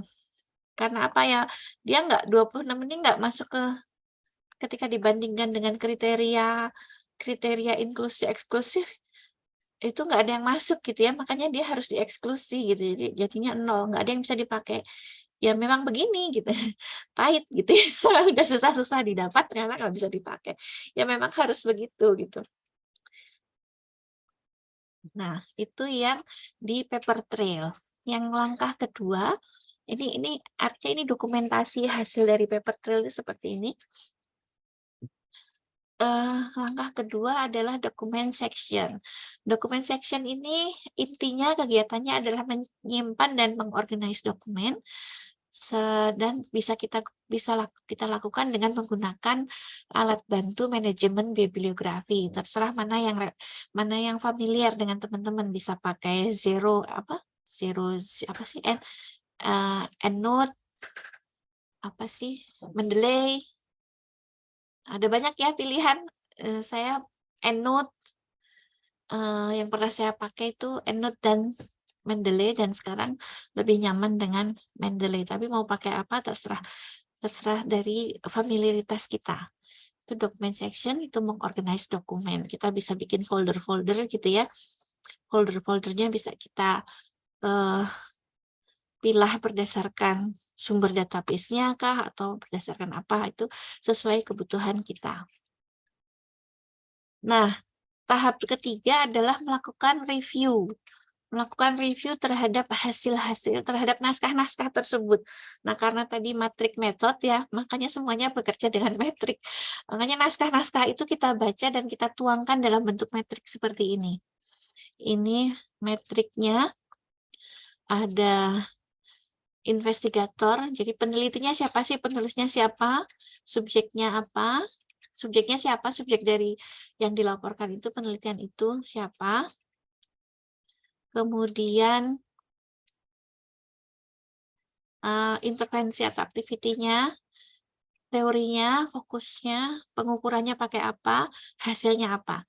Nah, ini tabel-tabel ini, matrik ini, apa namanya, yang wajib pasti ada adalah investigator, subjek, itu wajib ada. Wajib ada. Kemudian measure itu juga untuk menilai kesahihan dari risetnya, itu juga sebaiknya ada. Nah, tapi yang ingin saya sampaikan bahwa judul-judul ini, judul-judul kolom ini sangat tergantung dari pertanyaan penelitian kita. Yang ingin dijawab dari penelitian kita apa? Kalau yang ingin dijawab dari penelitian kita adalah tentang pengukuran, maka di sini perlu ditambahkan satu kolom lagi yang menjelaskan tentang, menguraikan tentang pengukuran yang dipakai. Pengukurannya, pengukuran detail pengukurannya. Kalau di psikologi itu ada misalnya alat ukurnya namanya apa, kemudian ada berapa dimensi, ada apa dimensi, dia unidimensi atau multidimensi, terus dia punya validitas reliabilitas berapa, itemnya ada berapa, didetailkan seperti itu kalau kita memang ingin mengevaluasi tentang pengukurannya. Nah, tapi kalau kita ingin fokus kepada outcomes-nya, ya bagian outcome ini yang kita jabarkan lebih lanjut gitu, yang harus kita tulis banyak di sini gitu. Jadi kalau yang dicontohkan ini, dia sepertinya ingin mengevaluasi, dia ingin mendapat pengetahuan, systematic review ini ingin melihat intervensi apa atau activity apa yang cocok untuk mengintervensi anak-anak autis gitu ya. Jadi dia cenderung ke intervensinya. Gitu. Ada juga misalnya kita ingin meneliti tentang teorinya gitu. Itu juga berarti yang kita jabarkan lebih lanjut di tabel-tabel ini adalah tentang teorinya. Teorinya apa? Teorinya itu, struktur teorinya gimana? Struktur teori itu menjelaskan hasil dari riset itu bagaimana, dan seterusnya. Dan dari tabel ini kita banding-bandingkan, kita review secara kualitatif. Kalau memang kita menentukan review kualitatif. Kalau kita menentukan ingin reviewnya statistik, kuantitatif, ya dari awal kita sudah tahu yang mau kita tahu apa. Misalnya soal apanya ya, efek jumlah responden, misalnya efek jumlah subjek. Nah, kalau untuk mengevaluasi efek jumlah subjek, itu data yang kita butuhkan apa aja. Nah, kita tulis di kolom-kolom ini. N-nya berapa, hasil korelasinya berapa, terus apa, P-nya berapa, dan seterusnya. Nah, itu apa saja yang dibutuhkan, ya kita buka aja buku meta analisis gitu ya. Jadi apa yang dituangkan dalam kolom-kolom ini sekali lagi sesuai dengan apa yang kita butuhkan, sesuai dengan pertanyaan penelitian kita. Gitu. Nah, kemudian selanjutnya adalah sintesis. Sintesisnya pakai apa? Jadi ada kualitas studi dan ada analisis terhadap hasilnya apa. Kualitas studi itu artinya apa? Maksudnya kita harus menguraikan naskah-naskah yang kita kumpulkan itu mempunyai kualitas studi yang seberapa. Itu kita harus memberikan hasil analisis kita. Kemudian, nah kuantitatif atau kualitatif, nah itu tergantung kebutuhan kita. Kita mau pakai kualitatif atau kuantitatif. Kalau kuantitatif nanti ada bukunya sendiri gitu ya, melakukan meta analisis apa saja yang bisa kita evaluasi secara statistik di sana. Dan kalau pengalaman saya mau melakukan review sistematik yang kuantitatif ini, itu sulitnya di mana? Karena sulitnya adalah di mengumpulkan naskahnya, karena biasanya riset itu punya output yang beda-beda di statistiknya gitu ya. Yang ini melaporkan R-nya, SD-nya, P-nya semua dilaporkan, yang itu enggak. Jadi kita mau membandingkannya susah gitu karena info yang disampaikan enggak sama gitu. Yang paling enak memang sebenarnya dengan kualitatif ini, kita langsung dengan dari output itu kita bandingkan, kita kontraskan gitu kan, dan kita jelaskan. Ya, ada juga itu yang tadi metode yang saya jelaskan di atas itu metode apa tadi, metode matrik ya. Ada juga yang populer juga metode Prisma. Kalau metode Prisma dia lebih menekankan ke sini, ke flow, melaporkan flow-nya, melaporkan flow systematic review yang dilakukan. Jadi dapat data berapa, dapat dengan data itu yang ada duplikasinya berapa, kemudian dan seterusnya ini. Kemudian setelah di screen, kita dapat berapa naskah. Yang kita exclude berapa naskah. Kemudian di bawahnya lagi, yang bisa kita retrieve. Karena ternyata tidak semua naskah terbuka untuk diambil ya. Kita ada yang harus beli, ada yang apa gitu. Atau memang terbatas harus kontak langsung ke peneliti. Ternyata penelitinya nggak jawab-jawab gitu ya. Nah, yang tidak terretrieve berapa. Kemudian akhirnya yang eligible untuk di review ada berapa, itu juga harus kita laporkan. Kenapa kok ada yang nggak eligible gitu, ada beberapa alasan. Alasan 1, alasan 2, alasan 3 itu masing-masing harus dijelaskan. Misalnya satu karena jumlah subjeknya kurang, ada berapa yang karena alasan itu. 2, alat ukurnya enggak, ini alat ukurnya meragukan, ada berapa yang di-exclude karena urusan itu, dan seterusnya, dan seterusnya. Nah, kemudian di ujung adalah kita laporkan yang benar-benar di review di sini ada berapa. Ini metode Prisma. Metode Prisma sebenarnya juga menyajikan struktur pelaporan, tapi tidak saya sampaikan di sini, ada banyak di internet. Kalau teman-teman tertarik silahkan untuk di-explore. Jadi dari saya demikian, Bu Amanda dan Bu Yani. Semoga bermanfaat dan dapat diikuti. Luar biasa sekali, Buntin. Terima kasih, Buntin, untuk materinya. Jadi, dengan systematic review ini kita bisa menggali data ya, Bu, tentang seberapa banyak penelitian gitu yang telah dilakukan dalam suatu topik tertentu ya, Bu. Jadi lebih spesifik dan juga lebih kaya ya, Bu. Lebih banyak informasi-informasi baru yang bisa kita gali gitu ya, Bu. Dengan yang jelas lebih objektif. Yang jelas lebih jelas lebih objektif ya, Bu. Nah, untuk teman-teman, mahasiswa, dan juga rekan-rekan Bapak Ibu dosen, barangkali ada yang mau bertanya, bisa langsung raise hand atau diketik juga boleh di kolom komentar, di kolom chat. Kebetulan ini juga ada sponsor ya, Bu Amanda ya. Jadi kalau yang bertanya, pertanyaan yang menarik, ada hadiahnya, Bapak Ibu dan teman-teman. Luar biasa. Luar biasa. Begitu. Mungkin kalau belum ada yang mulai, saya juga mau bertanya ya, Buntin, karena ini menarik banget gitu. Saya dari tadi take notes gitu dari materi dari Buntin. Silakan, Bu. Iya, untuk systematic review ini kan mungkin banyak yang baru dengar ya, Bu, banyak yang baru kenal gitu dengan systematic review. Termasuk saya sendiri, Bu, saya juga baru dengar gitu ya, Bu, untuk systematic review ini. Nah, mungkin kalau pertanyaan saya, kira-kira kiat-kiatnya dan saran dari Buntin apa ya, Bu, untuk membiasakan membiasakan kami lebih familiar terhadap systematic review ini gitu, Bu. Karena pasti yang karena kan ini kan alternatif gitu ya, Bu, untuk karya tulis. Sedangkan mungkin kebanyakan orang termasuk saya juga sudah terbiasa dengan yang tradisional-tradisional aja ya, Bu. Mungkin bisa dijawab ya, Bu, Nah, diberikan gitu ini kiat-kiat dan pertanyaan tricky saran-sarannya. nih. Dijawab mudah ya mudah, jawab sulit ya sulit gitu ya. Jadi sebenarnya bagaimana sih kita membiasakan diri dengan systematic literature review ini?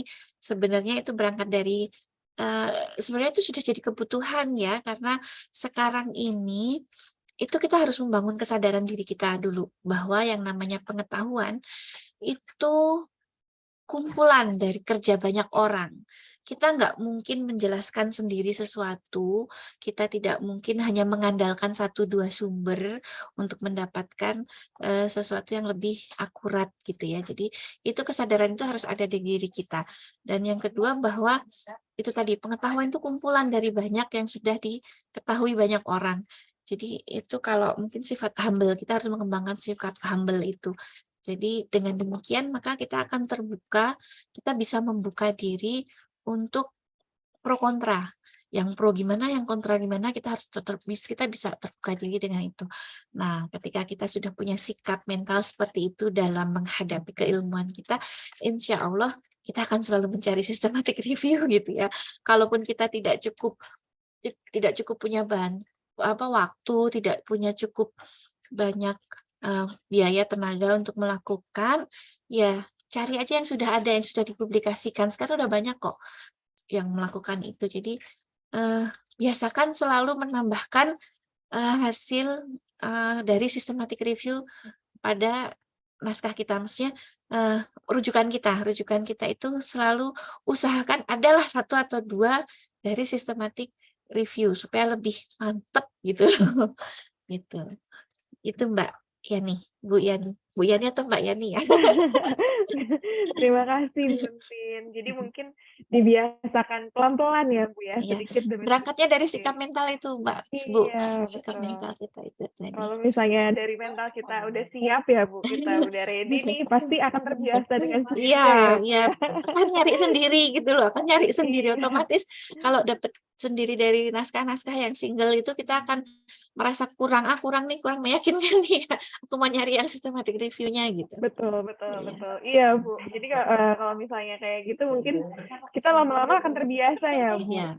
Betul. Nah, kebetulan sekarang ada pertanyaan nih, Bu, dari Ibu Misele dan juga ada Ibu Amanda Rehen. Mungkin bisa Ibu Amanda dulu, barangkali ada pertanyaan Bu Amanda, nanti dilanjutkan dengan pertanyaannya Ibu Misel. Silahkan Bu Amanda.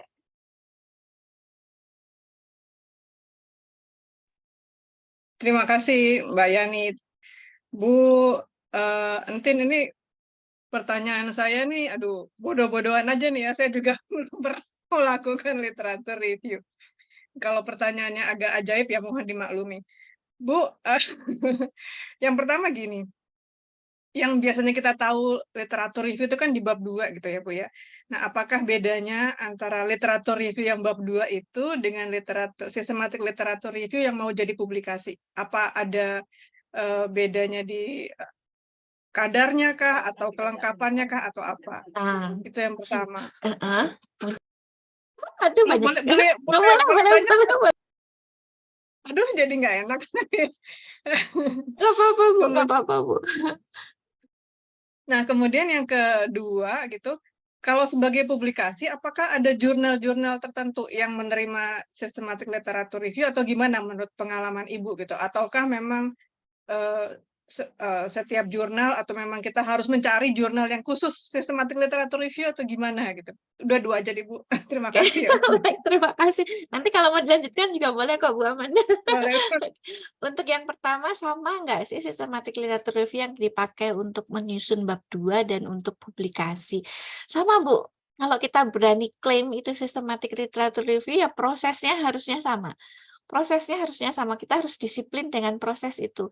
Karena proses itulah yang akan menentukan kualitas dari hasilnya, kualitas dari review kita, sintesis kita, ujungnya kesimpulan kita terhadap satu topik, itu ditentukan oleh tingkat kedisiplinan kita terhadap prosesnya tadi, dari menentukan tujuan, mendapatkan naskah, sampai melakukan sintesis tadi. Nah, sebenarnya sama, cuman mungkin beda di penyajian. Bedanya di penyajian, kalau systematic literature review untuk penelitian, ya itu penyajiannya seperti hanya itu sebuah riset yang mandiri tersendiri gitu, Bu. Makanya kalau di tingkat doktoral, karena prosesnya sama, biasanya itu menjadi publikasi tersendiri meskipun disertasinya belum selesai, belum itu bab 2 itu bisa menjadi publikasi tersendiri karena dia dikumpulkan dengan effort yang sudah sangat sesuai dengan prinsip-prinsip ilmiah gitu loh.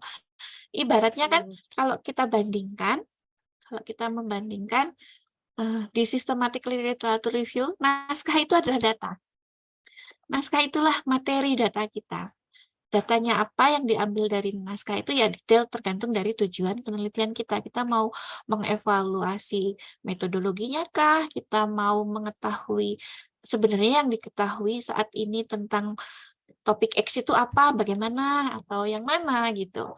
Itu tergantung dari tujuan dari literatur review yang kita lakukan. Dan itu memang menjadi kunci pertama yang harus dilakukan untuk melakukan systematic literatur review ini. Prosesnya sama, Bu. Jalannya sama. Makanya kalau melakukan disertasi, sayang sekali kalau bab 2-nya dianggurin gitu, karena effortnya sudah besar, baiknya bab 2 juga dipublikasikan gitu.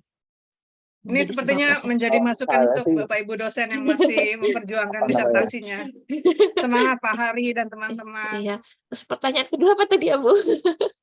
Pertanyaan kedua jadi lupa nih, Yang Bu. kedua tadi jurnalnya apa, Oh publikasinya iya, apakah jurnalnya. Nah, kalau untuk rumpun untuk medikasi pengobatan kedokteran itu sudah sangat banyak ya, Bu, ya, karena memang mereka kebutuhannya tinggi di sini untuk mendapatkan literatur base bukti yang untuk mendapatkan konklusi yang benar-benar evidence base itu ya. Itu sudah menjadi rejim sendiri gitu loh, Bu. Bahkan jurnal yang memang khusus menyajikan systematic literature review ini juga ada gitu. Nah, kalau untuk yang rumpun lain sosial itu kayaknya belum banyak jurnal yang terbuka dengan naskah systematic literature review ini. Nah, kebetulan saya juga mengelola jurnal ya, Bu, di kampus.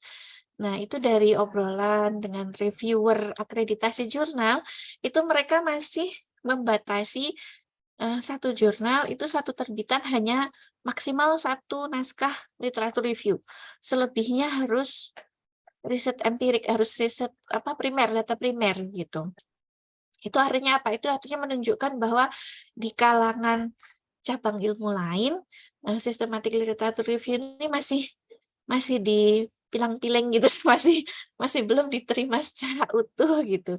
Meskipun sebenarnya posisi dia sangat kuat supaya riset yang dilakukan tuh benar-benar memberikan kebaruan. Kekuatannya di situ, kebaruan dari riset kita itu memang benar-benar baru, bukan hanya kita yang merasa itu baru gitu. Ya, jadi semacam Ya. untuk menemukan research gap juga ya, Bu, ya, berarti Iya, ya? iya, betul. Menentukan riset Nah, gap ini juga. ada Itu salah satunya benar-benar, pengelola jurnal kita nih, Bu iya, Amelia, iya. calon doktor yang Amin, insya Allah. sangat sangat concern dengan penelitian. Bu Iya, Amelia, selamat datang. Ini pembelajaran buat kita semua, Bu. Ya, iya. Mbak Amanda, selamat. Ini saya senang sekali mendengar systematic literature review nih. Paling males sebetulnya orang nulis, Bu. Kalau yang Iya, begini. karena ini banget ya, Bu. Kita duduknya kan di bawah meja, bener gitu ya, membosankan. Dan kadang-kadang gini ya kan Mbak Manda, benar nggak Mbak Manda? Kalau systematic literature review itu mungkin di kalangan kita masih itu bukan paper gitu. gimana Mbak? Putus-putus, sorry. Jadi begitulah gitu. Bagus sekali Bu, topik ini menarik sekali dan ini kemudian memang seharusnya menjadi basis bagi kita. Saya senang tadi Bu Entin bilang ini, systematic literature review itu adalah kita membumikan diri kita menerima input-input yang baru terhadap pembaruan-pembaruan ilmu, ya kan? Sehingga kita tidak merasa stand alone, nggak merasa sendiri bahwa di luar sana masih ada banyak researcher yang melakukan hal-hal yang belum kita ketahui. Dan itu saya pikir itu setuju saya Bu Entin bahwa itu adalah fundamental insight bagi mahasiswa khususnya. Bahkan mahasiswa kita sekarang kan konsep menteri kita sudah bagus sekali, kampus merdeka belajar.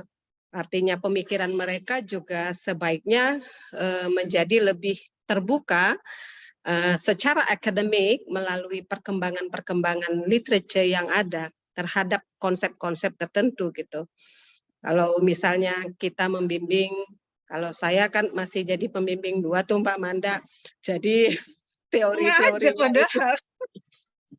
teori-teori yang mahasiswa gunakan itu masih kurang update gitu, tidak seupdate Blackpink misalnya ya kan yang mereka kenal, benar nggak sih? Gitu loh. Jadi bagi Coba itu saya, Amel taunya BTS kalau Amel itu. Bukan apa? Aku kok jadi mencari-cari Blackpink itu yang favorite-nya apa NCT gitu Bu ya. Amanda. Boyo Systematic Literature Review itu juga sepopuler itu gitu loh. Jadi sehingga Habis ini kemudian jurnalnya Bu Amelia pakai Systematic Literature Review lah. Masukin. pernah itu saya nyoba nulis Bu Enti, tapi baluklah saya itu dadakan, memang tugas dari kampus ya kan. Mereka sih waktu itu saya tidak perlu proses yang lama kan, mungkin karena issues dari pengetahuan yang saya ambil itu masih sedikit, jadi enggak 2-3 kali bolak-balik lah gitu pada saat itu.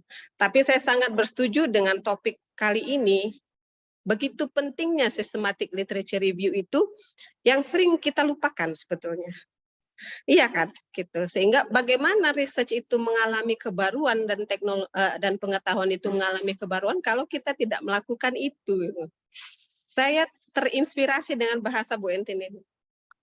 Membuka diri ya gitu loh Mbak Manda. Aku setuju banget ini. Membuka diri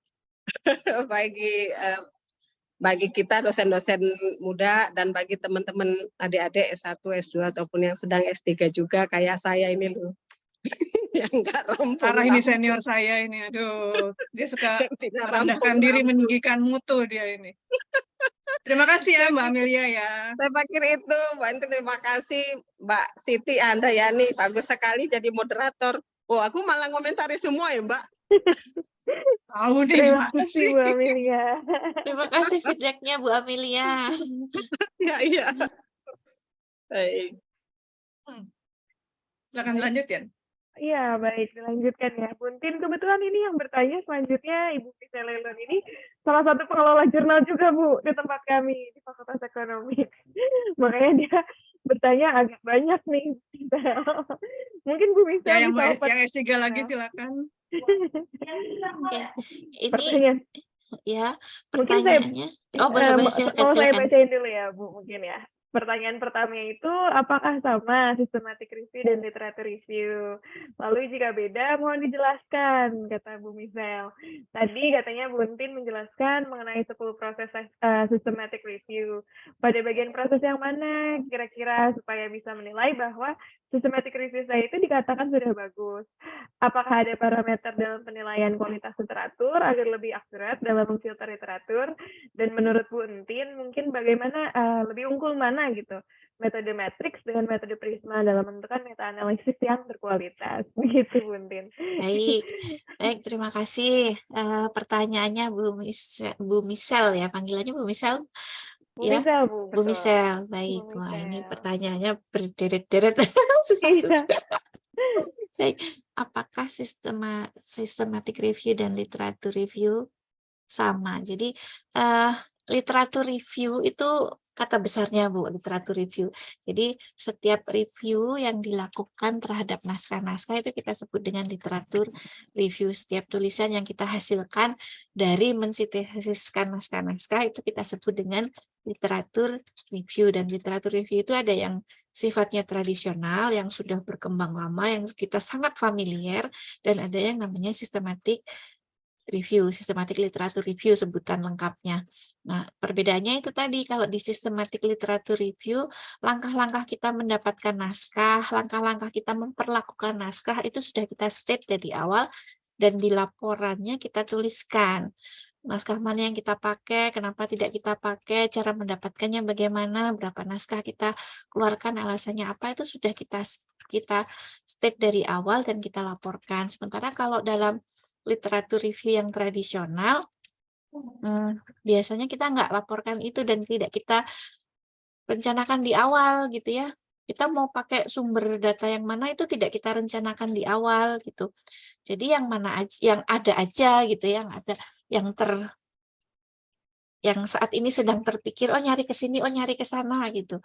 Sekarang oh mentok di sini cuma dapat segini, oh kita pindah ke sana nyari ke perpustakaannya UI, oh cuma dapat segini kita ke perpustakaannya UGM, oh cuma dapat segini kita cari ke database EBSCO misalnya, oh dapat segini gitu. Itu tidak direncanakan di awal. Kalau di systematic review sedari awal kita sudah rencanakan sumbernya di mana aja, naskah ini mau kita dapat dari mana, dari perpus UI, perpus UGR, maksudnya perpus disertasinya ya, itu kan tidak bisa diakses dari luar, kita hanya bisa baca di dalam gitu. Kemudian pakai EBSCO, pakai ProQuest, pakai apa, med apa itu banyak macam. Nah itu yang kalau untuk ekonomi apa misalnya yang kuat gitu, karena ternyata masing-masing database juga punya keunggulan sendiri-sendiri ya. Itu jadi ya kita sudah rencanakan dari awal. Bedanya di situ sistematik, karena ada kata sistematik itu sebenarnya merujuk kepada apa? Merujuk pada tertib, langkah-langkahnya itu sudah tertib, sudah ditentukan di awal. Dan kenapa kita membuat langkah-langkah itu juga ada reason-nya. Kita bisa menjelaskan kenapa kita milih database ini, kenapa kita memilih menghubungi peneliti A, kenapa kita menghubungi peneliti B, kenapa kita pakai disertasi dari kampus X misalnya. Itu dari awal sudah kita state dan kita berikan reason-nya di situ secara garis besar seperti itu, Bu. Jadi literatur review itu kata payung besarnya, di dalamnya ada yang tradisional, ada yang sistematik. Kalau sistematik itu juga menjamin bisa diproduksi oleh orang lain dengan cara langkah-langkahnya bisa ditiru. Seperti halnya sebuah riset itu menjadi terpercaya kalau bisa direproduksi orang lain akan menghasilkan hal yang sama.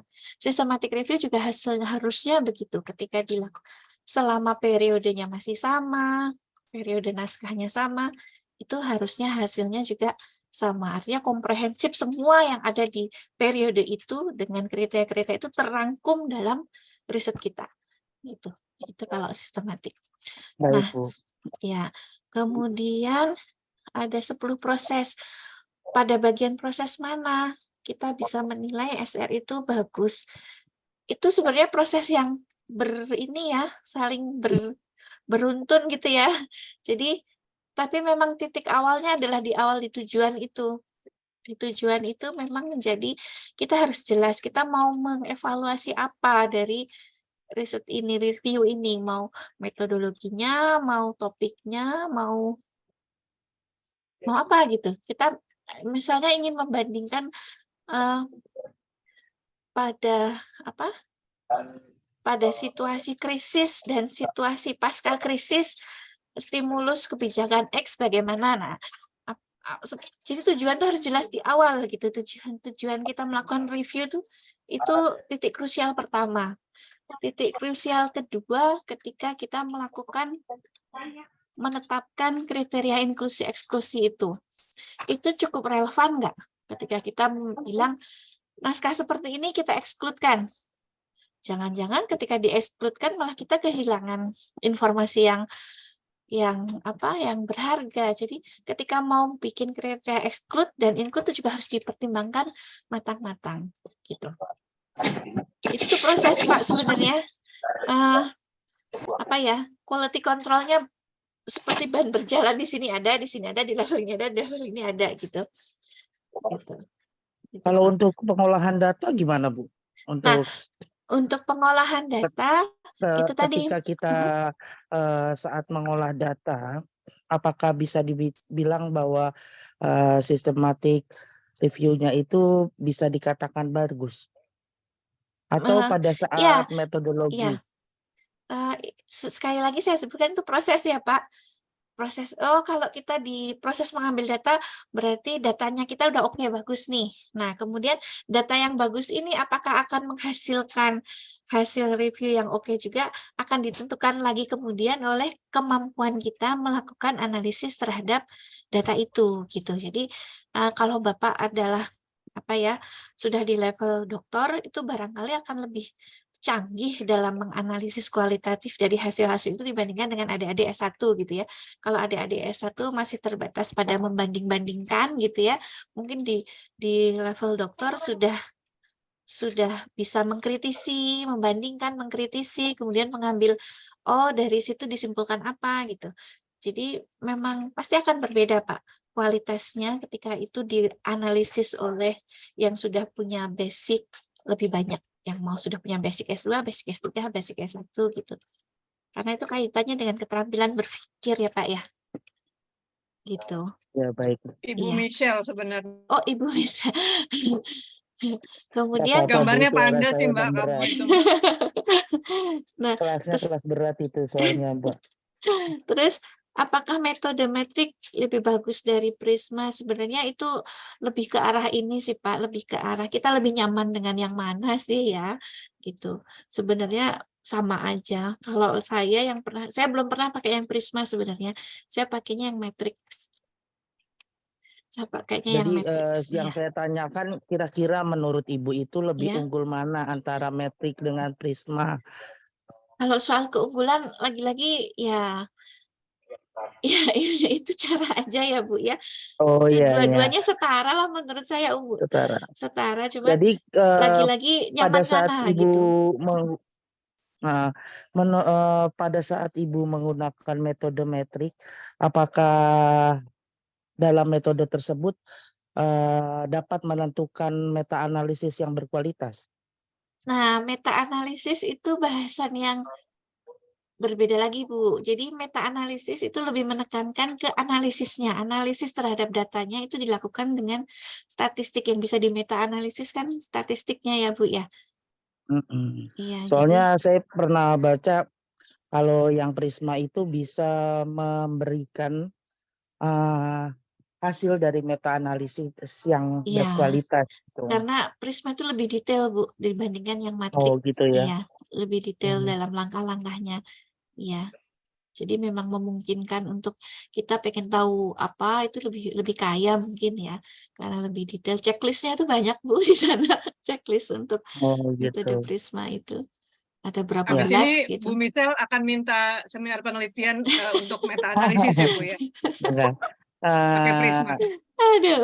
Kemudian untuk penilaian kualitas literatur itu apakah ada parameternya? Kalau dengan Bu? Prisma kita punya checklist Bu. Enaknya Prisma di Oh, situ. Enaknya pakai Prisma sudah ada checklist-nya.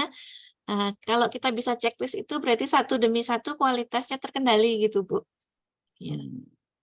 Jadi ketika Ibu meneliti, apakah dengan metrik itu ada juga ada parameter yang menentukan bahwa penilaian kualitas literatur yang sudah kita buat itu lebih akurat dalam memfilter literatur tersebut, Nah, Bu? itu ada di bagan yang tadi Bu, di bagan ketika kita melaporkan berapa naskah kita dapat, kapan mana yang kita eksklusi, lebih bisa dilihat di sananya Bu. Apakah kita cukup disiplin dengan itu? Apakah kriteria inklusi eksklusi kita itu reasonable? Nah, dari situ kita bisa nilai ini cukup baik apa enggak. Gitu Bu. Oke. Terima Iya. kasih ya Ibu Ya, sama-sama. atas materinya. Sama-sama Ibu. Terima kasih juga pertanyaannya. Saya juga jadi merefresh kembali yang saya lakukan karena saya juga udah lama Saya sudah malah 2 jadi tahun ini nggak bingung. melakukan literatur review. Saya juga belum paham, Bu.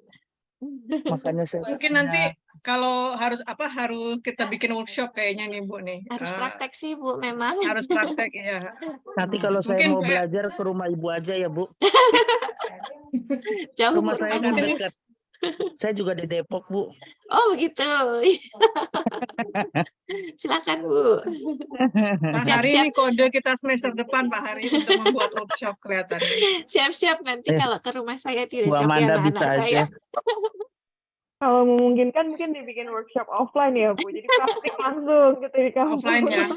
Kalau pesertanya Iya. dosen saya sarankan yang lain Bu. Jangan saya grogi saya Bu. Nggak apa-apa, Bu, sharing-sharing. Iya Buntin. Oke, silakan Terima Yan. kasih ya, Bu Amanda. Terima kasih Bu Michelle. Terima kasih Bu Michelle. Memang Bu Michelle ini suaranya agak berat Iya Buntin. nih. Kelas berat. Halo Bu Michelle, apa kabar Bu Michelle? Baik. Jadi intinya dari 10 proses systematic review itu saling berkesinambungan ya Buntin sebenarnya. Makanya Kalau ya di saling, pabrik seperti roda berjalan kan iya, gitu. jadi saling berhubungan gitu ya Bu, nggak Berkuat bisa. di sini diperkuat lagi. Mm-mm. Saringan 1, saringan 2, saringan 3 dan Betul, seterusnya. jadi nggak ada yang lebih penting karena semuanya 10-10-nya penting gitu Iya. ya Buntin. Dan kalau misalnya sudah terbiasa sih, kalau yang saya tangkap sudah terbiasa dengan systematic review ini malah lebih enak ya Bu. Jadi semuanya sistematis gitu dari awal. Jadi kita nggak bingung harus mencari kemana, terus apa yang harus kita perdalam karena kita udah tahu gitu apa yang harus dicari dan kemana. Malah jadi sebenarnya kalau sudah terbiasa jadi lebih cepat juga ya Bu Amanda dan Buntin ya. Kalau misalnya udah terbiasa. Nah, mungkin untuk teman-teman S1 yang lagi menulis tugas akhir dan juga rekan-rekan dosen nih yang sedang sekolah S3, sedang menulis tugas akhirnya, bisa ditanyakan apabila ada yang mau ditanyakan. Mumpung ada nih Buntinnya bersama kita di siang hari ini. Mungkin Pak Hari ada pertanyaan, Pak Hari. Ini juga Pak Hari lagi menulis juga, Bu. Kebetulan lagi menulis disertasi. Iya, Bu. Assalamualaikum warahmatullahi wabarakatuh. Waalaikumsalam. Boleh bertanya mungkin Ibu Untin? Silahkan Pak Hari, kalau saya bisa jawab akan saya jawab. Kalau nggak saya catat dulu. Terima kasih Ibu untuk waktunya. Sebenarnya udah diborong sama Bu Misal, Bu. Pertanyaannya diborong semua. Jadi aku paling menanyakan secara generik aja Bu. Apabila Bu, kalau digunakan untuk S1 gitu ya, apakah si mahasiswa ini membuat systematic review itu sebelum dia membuatkan judulnya atau sesudah? Itu pertanyaan aku yang pertama. Untuk yang S1. Kalau S3 ketika disertasi, apakah systematic review itu ya tadi sudah dijawab sih sebenarnya akan bisa kemungkinan besar akan menemukan job research gitu ya Bu ya. Nah, analisisnya ini apakah bisa digunakan untuk suatu conclusion Bu? Itu aja sih ya pertanyaan aku. Mungkin kalau misalnya masih newbie ya Bu, maksudnya artian kita baru tahu nih systematic review itu seperti apa. Ya. Saya Hari jawab yang memborong. terakhir ya, yang terakhir dulu, yang paling saya ingat. Apakah hasil literatur review ini bisa kita jadikan konklusi dari pertanyaan? Sekali lagi kita didorong oleh pertanyaan.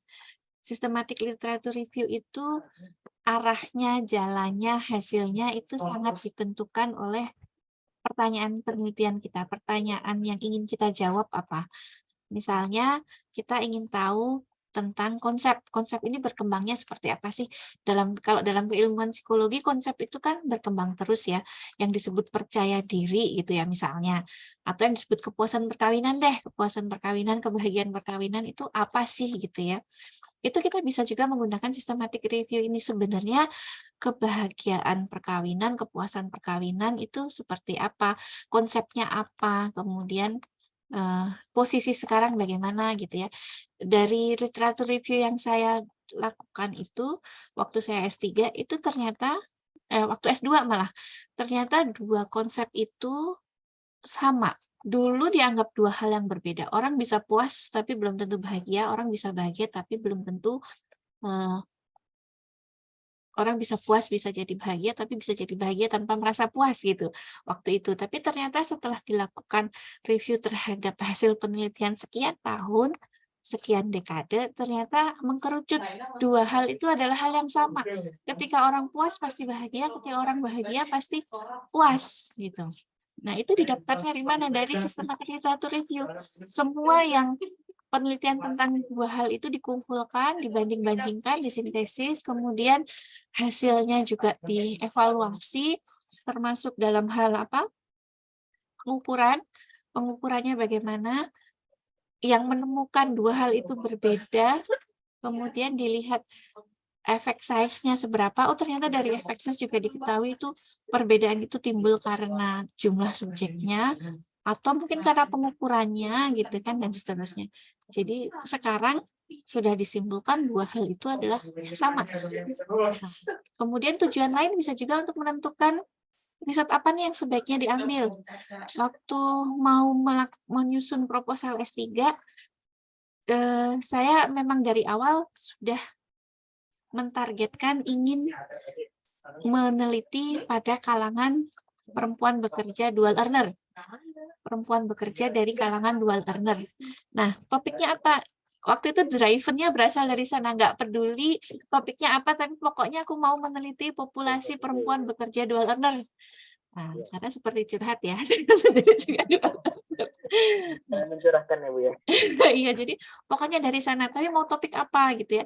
Nah, itu saya lakukan systematic literature review. Saya kumpulkan semua riset tentang dual earner.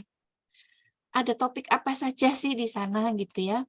Dan muncullah banyak topik macam-macam, ada kepuasan perkawinan, ada tingkat perceraian, ada pengelolaan keuangan, ada macam-macam. Ada work family conflict, ada work life balance, macam-macam. Nah, terus kemudian dari itu muncullah topik-topik itu. Nah, tujuannya untuk mendapatkan topik ya yang saya review kan hanya topiknya.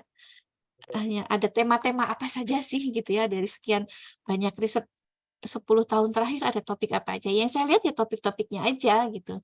Saya nggak mengulik hasilnya bagaimana gitu. Apakah ada kaitan ini dengan ini? Nggak saya lihat. Saya cuma lihat topik-topiknya. Nah, langkah yang kemudian selanjutnya untuk riset saya waktu disertasi itu, saya cek ke lapangan dari berbagai macam topik ini yang paling memungkinkan saya riset yang mana. Nah, kalau dosen saya bilang emik dan epiknya harus dapat. Emik dan epiknya harus dapat. Emik itu apa ya? Intinya sesuatu yang muncul di literatur itu juga memang harus ada di lapangan gitu. Karena literatur yang saya review kan banyakkan dari barat ya. Apakah memang benar topik-topik itu ada di sini? Jangan-jangan tuh cuma di atas kertas karena risetnya dari barat gitu ya. Nah, makanya kemudian saya turun ke lapangan melakukan wawancara ke ibu-ibu bekerja di sini untuk mengecek emiknya gitu. Emang benar nggak sih persoalan itu ada di sini gitu, dan seterusnya begitu Pak. Jadi tergantung dari tujuan, memang tujuannya mau apa yang ingin dijawab dari literatur ini, dari sistematik literatur ini, gitu Pak. Oke Bu, sangat menjawab sekali Bu. Poin of view dapat Bu. Jadi Alhamdulillah. apa namanya ya ternyata sistematik literatur itu sangat Putus-putus komprehensif suaranya, ya, Bu. Ri. Putus ya Bu. Di saya lancar Bu. Saya Oh, bisa, lancar ya? iya bisa mendengar Siap, Pak. siap. Agak jauh aja tapi lancar. Bu Amanda coba lari-lari cari sinyal. Jadi cukup komprehensif dan sebenarnya hampir mendekati reliable ya Bu. Maksudnya dalam artian Iya. ada observasi Nah, juga. justru systematic review ini yang mau dijawab soal reliabilitasnya itu, Pak. Jadi hasilnya memang terandal. Kalau dilakukan dengan yang cara yang sama, setiap orang akan mendapatkan pengetahuan terkini yang sama gitu. Iya, Terima kasih Bu Enten, sangat sama-sama. ya Mbak Yani, silakan Iya, dilanjutkan. luar biasa sekali ya. Siang hari ini kita diskusi benar-benar menarik ya Bu Enten. Ternyata banyak juga yang tertarik Bu Amanda. Kayaknya benar nih kalau misalnya ada kesempatan kita buka workshop aja ya Bu ya. Nanti kita panggil Bu Tin ke kampus. Bisa. Siap-siap ya Buntin ya loh. Sebaiknya yang serumpun, Bu, supaya mencontohkannya itu lebih dapat gitu loh topik-topiknya. Ya, mungkin Buntin punya kenalan ya. Kalau saya malah jarang menemukan orang ekonomi, masih banyak yang Ya, karena populernya memang ke riset-riset yang kajiannya manusia, Bu, karena memang kebutuhannya tinggi untuk mendapatkan yang sangat akurat karena resikonya tinggi. Misalnya metode intervensi, kita salah sedikit aja bisa jiwa orang, nasib orang, kesehatan mental Iya, iya. orang yang ya di psikologi itu mulai banyak harus gitu. Kalau mau riset yang lanjut tuh harus ada sistematiknya. Doktoral tuh harus ada sistematik review-nya. Tapi kalau ekonomi mungkin belum begitu populer karena resikonya bukan langsung ke orang ya, Bu, ya? Ibu mohon izin, Iya, ya kalau mungkin misalnya begitu. di bidang manajemen itu Apa nih? ada, apakah, Bu, aku mau nanya, Bu. Apa? Aku mau nanya terakhir nih Bu Amanda sama Bu Antin. Kalau misalnya di ekonomi manajemen itu ada sumber daya manusia ya Bu ya. Dalam artian apakah itu Aku masih nggak dengar loh. ada linear Bu? Nggak kedengeran Eh, nih Bu? Kedengeran nggak? Kedengeran? Ini Bu Amanda, mungkin biar saya perjelas ya Bu, bantu perjelas. Pak Hari ini menanyakan kalau misalnya di manajemen kan kita punya manajemen SDM Bu, manajemen sumber daya manusia. Jadi menurut Pak Hari mungkin kalau SDM agak lebih linear gitu Bu dengan psikologi. Mungkin lebih dekat ya, Iya, lebih dekat ke karena sana ya. sama-sama berinteraksi Iya. dengan manusia gitu. Iya, dan boleh dibilang manajemen itu kan cara ngatur orang gitu ya, ngaturnya gimana nih? Betul, Nah, cara mengaturnya kan kita menggunakan prinsip-prinsip psikologis orang gitu ya. Apakah kita betul. akan menerapkan stick and carrot, apakah kita akan menerapkan yang lain gitu ya. Gitu. Kalau kita pakai pendekatan behavior mungkin kita akan stick and carrot gitu ya, salah hukum. Bagus kasih hadiah gitu. Atau mau seperti apa gitu. Betul. Jadi bisa Iya, disinergikan gitu setuju. ya Bu. Ilmu Nah, mungkin manajemen itu SDM dengan psikologi. mungkin Bu Entin itu ternyata bawah sadar saya ngasih warna ungu itu karena saya S1-nya psikologi mungkin, Bu. Jadi ketika Iya, iya, ada iya. narasumber psikologi, terus saya bawah sadarnya kasih warna ungu gitu. Padahal tadinya warna apa? Hijau kayaknya ya, Mel ya. Oke, silakan Bu.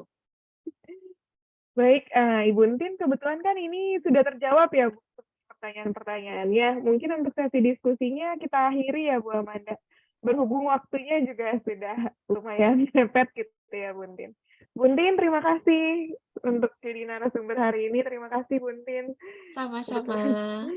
Ini menarik banget Bu. Saya juga sebenarnya masih tertarik karena kebetulan insya Allah saya kan juga menerusin studi juga ya Bu. Nah, pengen tahu gitu Bu sebenarnya lebih banyak tentang systematic review ini. Jadi ketika nanti saya jadi meneruskan studi, pengennya bisa langsung menerapkan gitu Bu.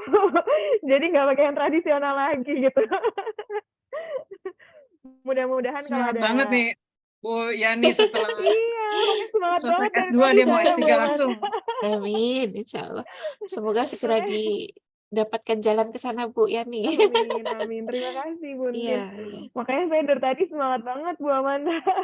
Karena menarik banget gitu materi dari Bu Entin ini. Mudah-mudahan ya Bu, kita ada rezekinya lagi, kita ada kesempatannya lagi, kita bisa belajar bareng gitu. Bisa belajar bareng sama Bu Entin, sama Bu Amanda juga, sama teman-teman, rekan-rekan semuanya ya Bu. Terima kasih Bu Entin. Mungkin untuk selanjutnya saya serahkan kembali ke MC. Mbak Mel, silahkan. Baik, terima kasih Mbak Yani. Acara selanjutnya yaitu pemberian hadiah untuk penanya. Selamat kepada Bu Michelle. Untuk pengambilan hadiah bisa hubungi saya dan Ibu Amanda ya. Oke, acara selanjutnya yaitu penyerahan sertifikat untuk Bu Entin. Saya izin share screen dulu ya, Bu.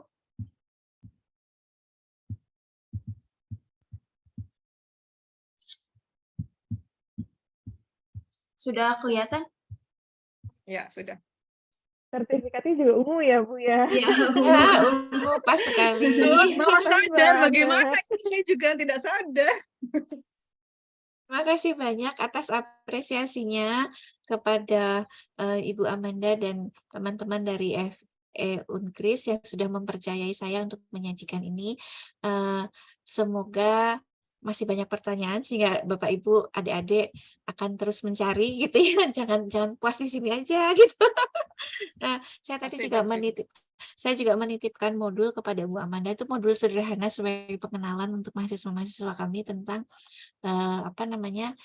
SLR. Tapi memang masih sangat sederhana ketika itu akan digunakan untuk panduan gitu ya, karena sifatnya masih pengenalan. Tapi semoga itu cukup membantu buat Bapak Ibu dan adik-adik di Unkris untuk mengenal apa itu SLR. Terima kasih Buntin, jangan bosan-bosan ya nanti kalau dimintain tolong lagi. Insya Allah.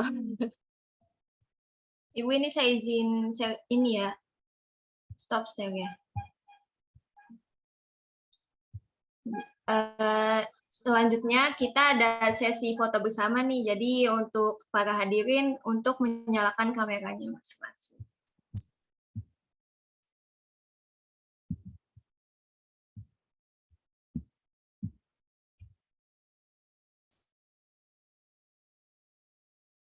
Ibu semua belum?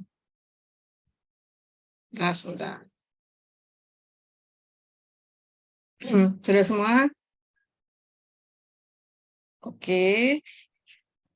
Cuma ada 2 layar kok. Jadi tidak lama-lama. Layar pertama. Ulang.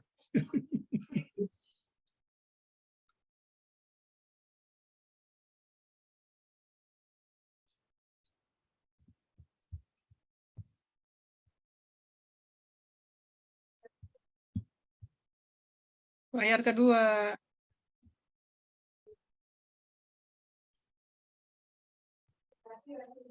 Oke, selesai. Sampailah kita di penghujung acara. Marilah kita tutup acara ini dengan mengucap hamdalah. Alhamdulillah. Alhamdulillahirrabbilalamin. Sekali lagi terima kasih. Salam kenal buat Bapak Ibu dosen dan buat adik-adik mahasiswa di Unkris. Terima kasih Ya, terima banyak. kasih Terima kasih kembali banyak, Ya. Terima Buntin. kasih banyak. Ya. Sampai bertemu Terima lagi. kasih. Izin pamit ya Ibu Amanda, Bu Iya. Yani, Mbak Iya, Amel dan Ibu. teman-teman Bapak Ibu dosen. Sehat selalu, Iya, Buntin. amin, insya Allah, amin. Bapak Ibu juga. Amin ya rabbal alamin. Oke, baik. Amin. Terima kasih Bapak Ibu sudah hadir di sini. Teman-teman mahasiswa juga semoga menambah manfaat ilmunya. Kayaknya jadi nih semester depan kita bikin workshop. Ya, ini udah semangat banget ya. Nih, mau Jadi, langsung Bu. kuliah lagi. Jadi kita praktek, Bu. Oke, baik. Terima kasih. Silahkan untuk live Bapak Ibu. Sampai bertemu lagi. Nanti absen udah ya? Absen, jangan lupa untuk mahasiswa dengan untuk dosen beda loh ya. Saya belum, Bu. Nggak ada absennya. Alah, ini lagi. Doang kan? Mana, nak? Di mana tadi tuh? Udah deh fotonya ya. Tar dulu. Udah dikumpul-kumpulin nanti tinggal di itu apa? Mana tadi ya? Apanya deh? Ntar Bu Michelle, tunggu. Itu ditaruh mumpung. Udah di awal tadi ya? Ya udah. Iya, Bu, tadi linknya udah nggak Tadi ada. mana? Udah datang? Ini dosen. Ini mahasiswa sebentar.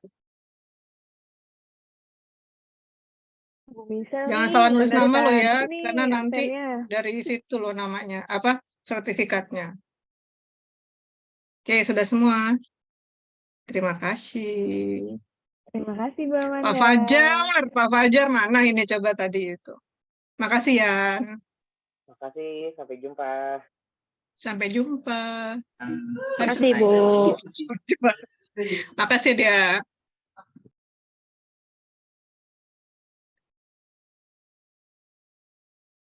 Aku izin live ya, Bu.